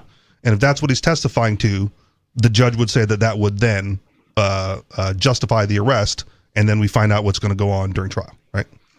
Of course, he has a body cam on, so at this point, his testimony doesn't mean as much if they can't show some video of this lady dancing in a penis costume in the middle of the road. Well, we do have some callers on the line, so I'm going to go to the unscreened... This story got them aroused. We're going to go to the unscreened caller. Everyone's very aroused. Unscreened caller, you're on Free Talk Live. What's on your mind? A very deadly serious question, Bonnie. Oh. Okay, go ahead. So, because you're... Drop the call, please. Okay. Yeah, we could tell who it was. James Whittakind has a restraining order against me. I have a restraining order against him, and so he's not allowed to call the show while I'm on. Oh, okay, yeah. That was definitely him. Does he have to have known you were on then? Yeah. He doesn't normally call under that number. He usually calls under one that says unknown. But that's I get it, but he just violated the restraining order. Mm-hmm. Mark should have notified. But he's done that multiple times. I kind of wish you would have let him talk. It turns out somebody has to care. Bad. Okay. Yeah. I mean, I would just, if I were you, Mark, and I'm not, but whatever, but I would just, report it every time he did that to whomever the authority is with the restraining order, right? Yeah. Just annoy them to the point of caring. We do have David from New Mexico on. Much more welcome. David, you're on Free Talk Live. What's on your mind? Slightly more. Oh, yeah, I'm Mark. Should be Dedgington. How you doing? My God. You do a good imitation of him. The tone of your voice is very similar, and I've gotten you guys confused in the past. I don't hear that. Ooh. Sorry about that. David from New Mexico and James Whittaker from Mexico. No, that's who I thought it was when he called in. Really? I don't remember see I it. told you because I was on. I don't know if he might have called in since then, but the James guy, and I was confused. I thought it was. Oh yeah, you did think that. That's funny. Is this a Collins show I can troll? See, you know who I am. That was the other thing, because that guy was like, and the guy I don't know, and I was like, this is the guy you don't know. I just referred to myself that way for the rest of the segment. Yeah. Oh, I'll use that trick next time. Nice. When I'm trolling the Collins show. It's funny, Skeeter didn't know who I was either. But it's actually really funny because David just said, Mark should be Dedgington. But the thing is, whenever James calls in, he always says that he's never ever threatened Mark. And it's yeah, that's actually a good point. I forgot that's a direct quote. Yeah. Yeah. And there's a whole time. Facebook page dedicated to it, or at least there was at some point. The things James Whittakind says. I really missed out on Free Stater Facebook. Join anytime. It No, still no. exists. I just think that like there was like tons of like iconic things that happened. I never hear about okay. anything as fun or anything now. No, I don't have Facebook, and I don't want Facebook. I missed out on like 2014 Free Stater Facebook Okay. because I've heard so many You funny did. things. You did. Sounds like it was hilarious, especially the things that make fun of like us for. But what do you want, David? Oh yeah. Yeah, no. What do you mean? What do I want? Well, actually, Seems like what a I do very want- simple question. No, it's a very complicated question. I can complicate everything. know. By the way, Ricky, don't pay him. Don't pay him, Ricky. Why? And, huh? Why don't you want Ricky to pay him? Because he doesn't deserve it. But he won he's the. He literally deserves it. Look, He I don't. won- It doesn't matter if I deserve it. I earned it. I won the bet. Yeah, that means you deserve this it. is earned. He suffered all of this abuse all these years here that he wasn't paying you. He suffered so much abuse he doesn't owe you anything. Yeah, the abuse was for welching on the bet. I already ruled on that 2 weeks ago. Yeah, good thing you have no jurisdiction here. I got whatever jurisdiction that Ricky wants to obey. Don't pay him, Ricky.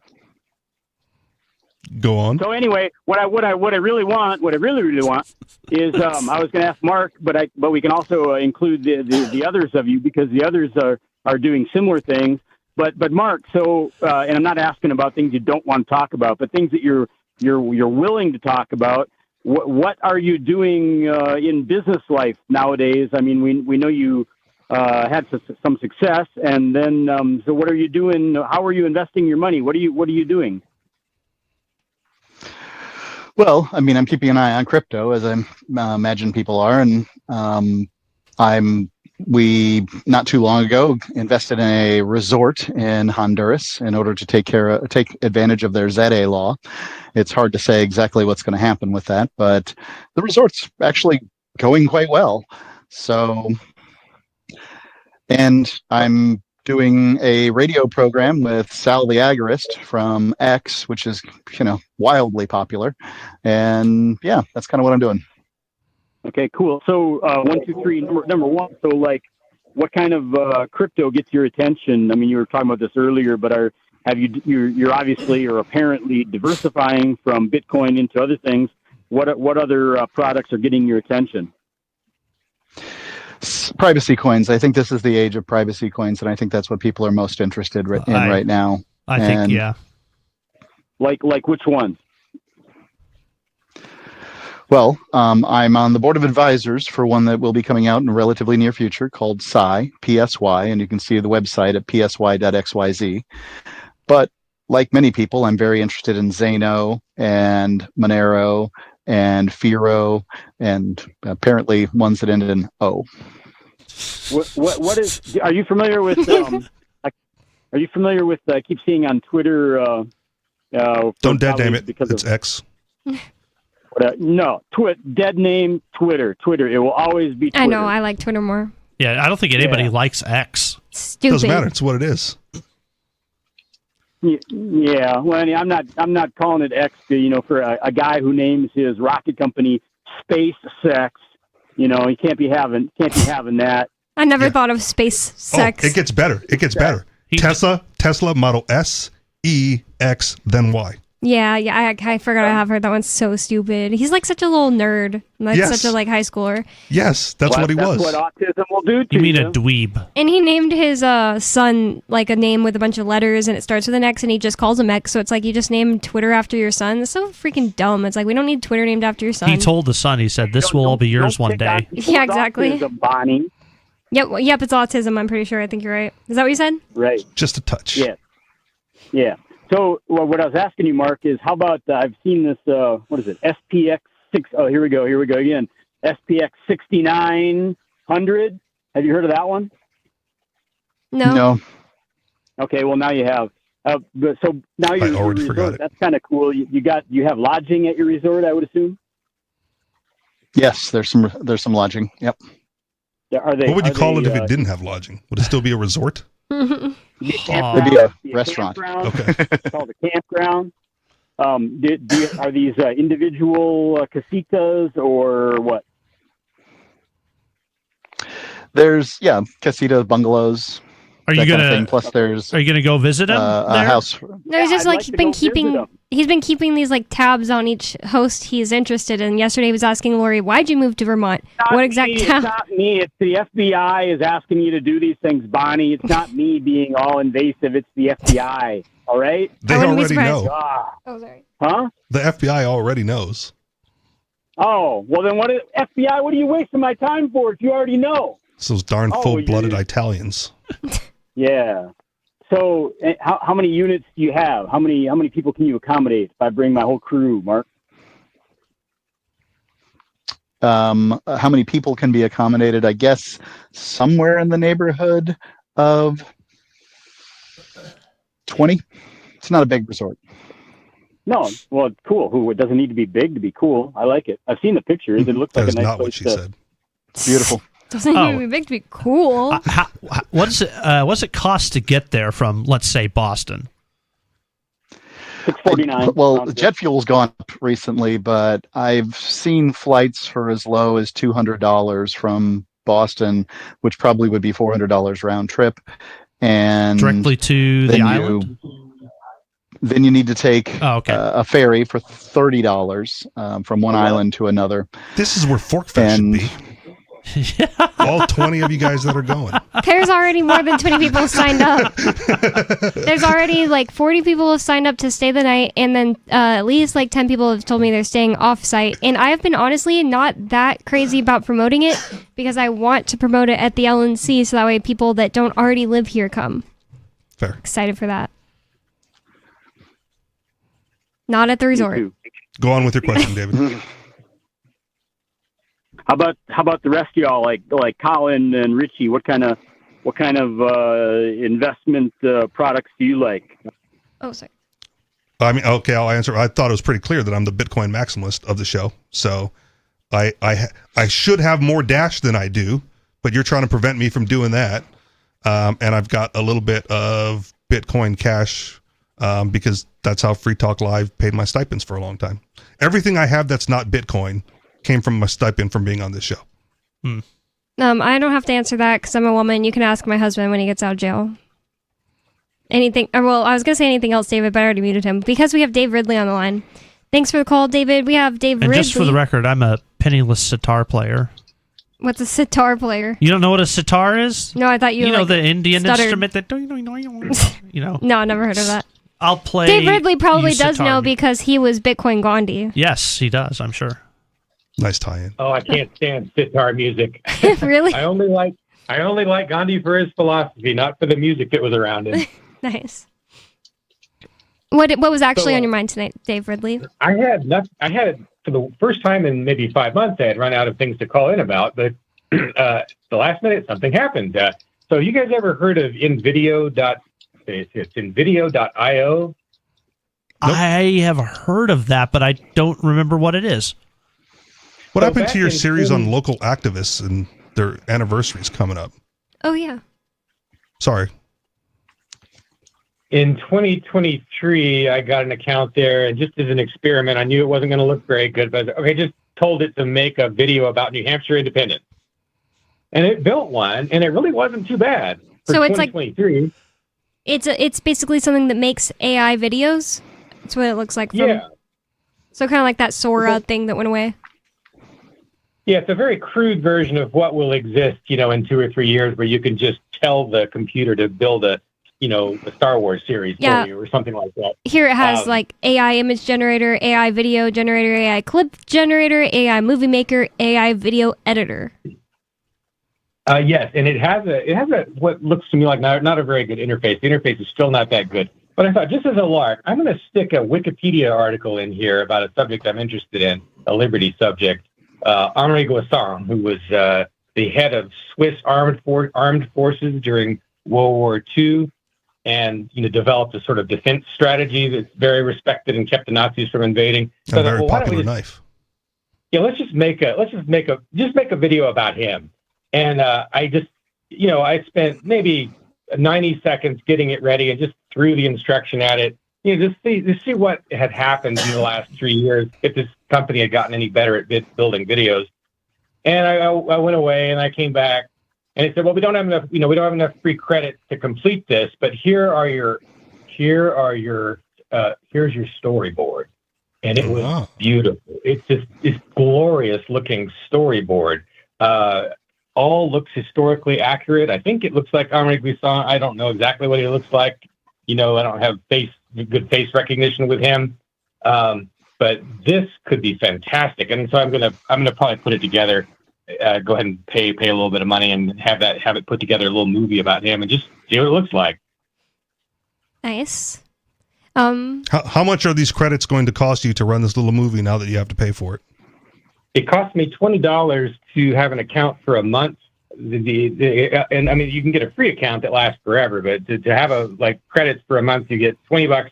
My suspicion is that I'll probably blow half my credits just making this one. I don't know. It doesn't even say how long it's going to be, but it looked pretty in depth. Even though I was telling it just to make a movie about his speech at Rutley. I can't remember the name of the town. There's this famous speech that he gives to his troops in 1940, his officer corps, informing them that if they ever hear anything on the radio telling them to surrender to the Nazis, they're to ignore it, treat it as enemy propaganda, and continue fighting until they're dead. Basically, so it's a fantastic speech. It's the spot where William Tell, shot the arrow through his son's apple to save his life, and it's a fantastic story that's never been told. No one's ever going to make a movie about it if I don't. So I'm giving it a shot. Nice. And are you thinking about using this new service or new to you service for the television series that you're also using AI for? Was that what sparked your interest? Yeah, I'm testing it out for that. I guess, in theory, I'd like to use it for my series. But the problem is the interface is not very good. It doesn't look like it doesn't feel like I'm able to insert images into it and tell it to use those images. So the reason it's doing so well with Henri Guisson is because he's a fairly well-known historical figure, and they were able to pull out all these pictures off the internet of him. So I just don't, they can't do that with free space. I don't know. Yeah. If that'll work, but I don't know. Yeah, just maybe the Robin Hooders. And I mean, you and can test it on also, just the Robin Hood everything thing. else is based off of what's already been written. So, it's not going to do any original research. It's just going to compile everything from Wikipedia and whatever is the most commonly said things are the ones that are going to be the most, what's the word I'm thinking, reinforced into the output. Dave's going to be at Forkfest wearing a wire and a hidden camera. Got to get more data for my movie. There's another generator, movie generator service called Pi at PAI.com or Utopia or something like that is the name of the company behind it. Utopia. Nice. And it has a fantastic interface where you get to put in the stuff you want, give it very good instructions, makes a storyboard, but the storyboard just looks completely laughable. So we have the one company that can do the interface, and we have the other company that can do the generation, but never the two shall meet until the technology is ready, I guess. Can you import the stuff from the one into the other? Yeah, that's an idea. We'll see. I mean, this is a technology that's going to get better and better every week, God willing. You got to find out who the Iranians are using for those Lego videos. Oh yeah, those are amazing. Those are amazing. They've interviewed one of the people who makes those. Isn't he like a young guy? Do you have the answer for Dave?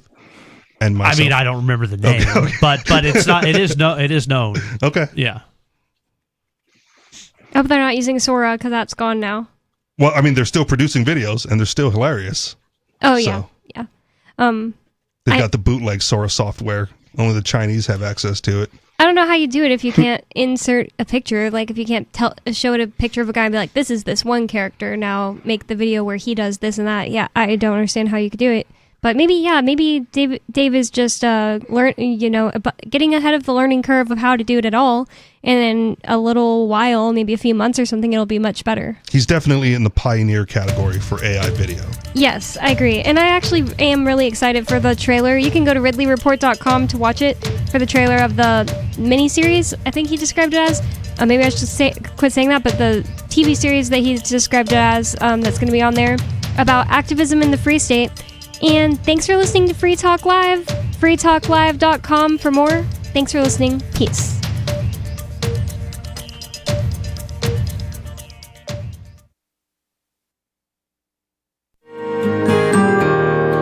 So the protection of life, liberty, and property is what the Free State Project is all about. But it's an effort to move 20,000 people who understand. It's about demonstrating to the entire country that, yeah, we can have a free market, a truly free market, making it just a freer, great place to live.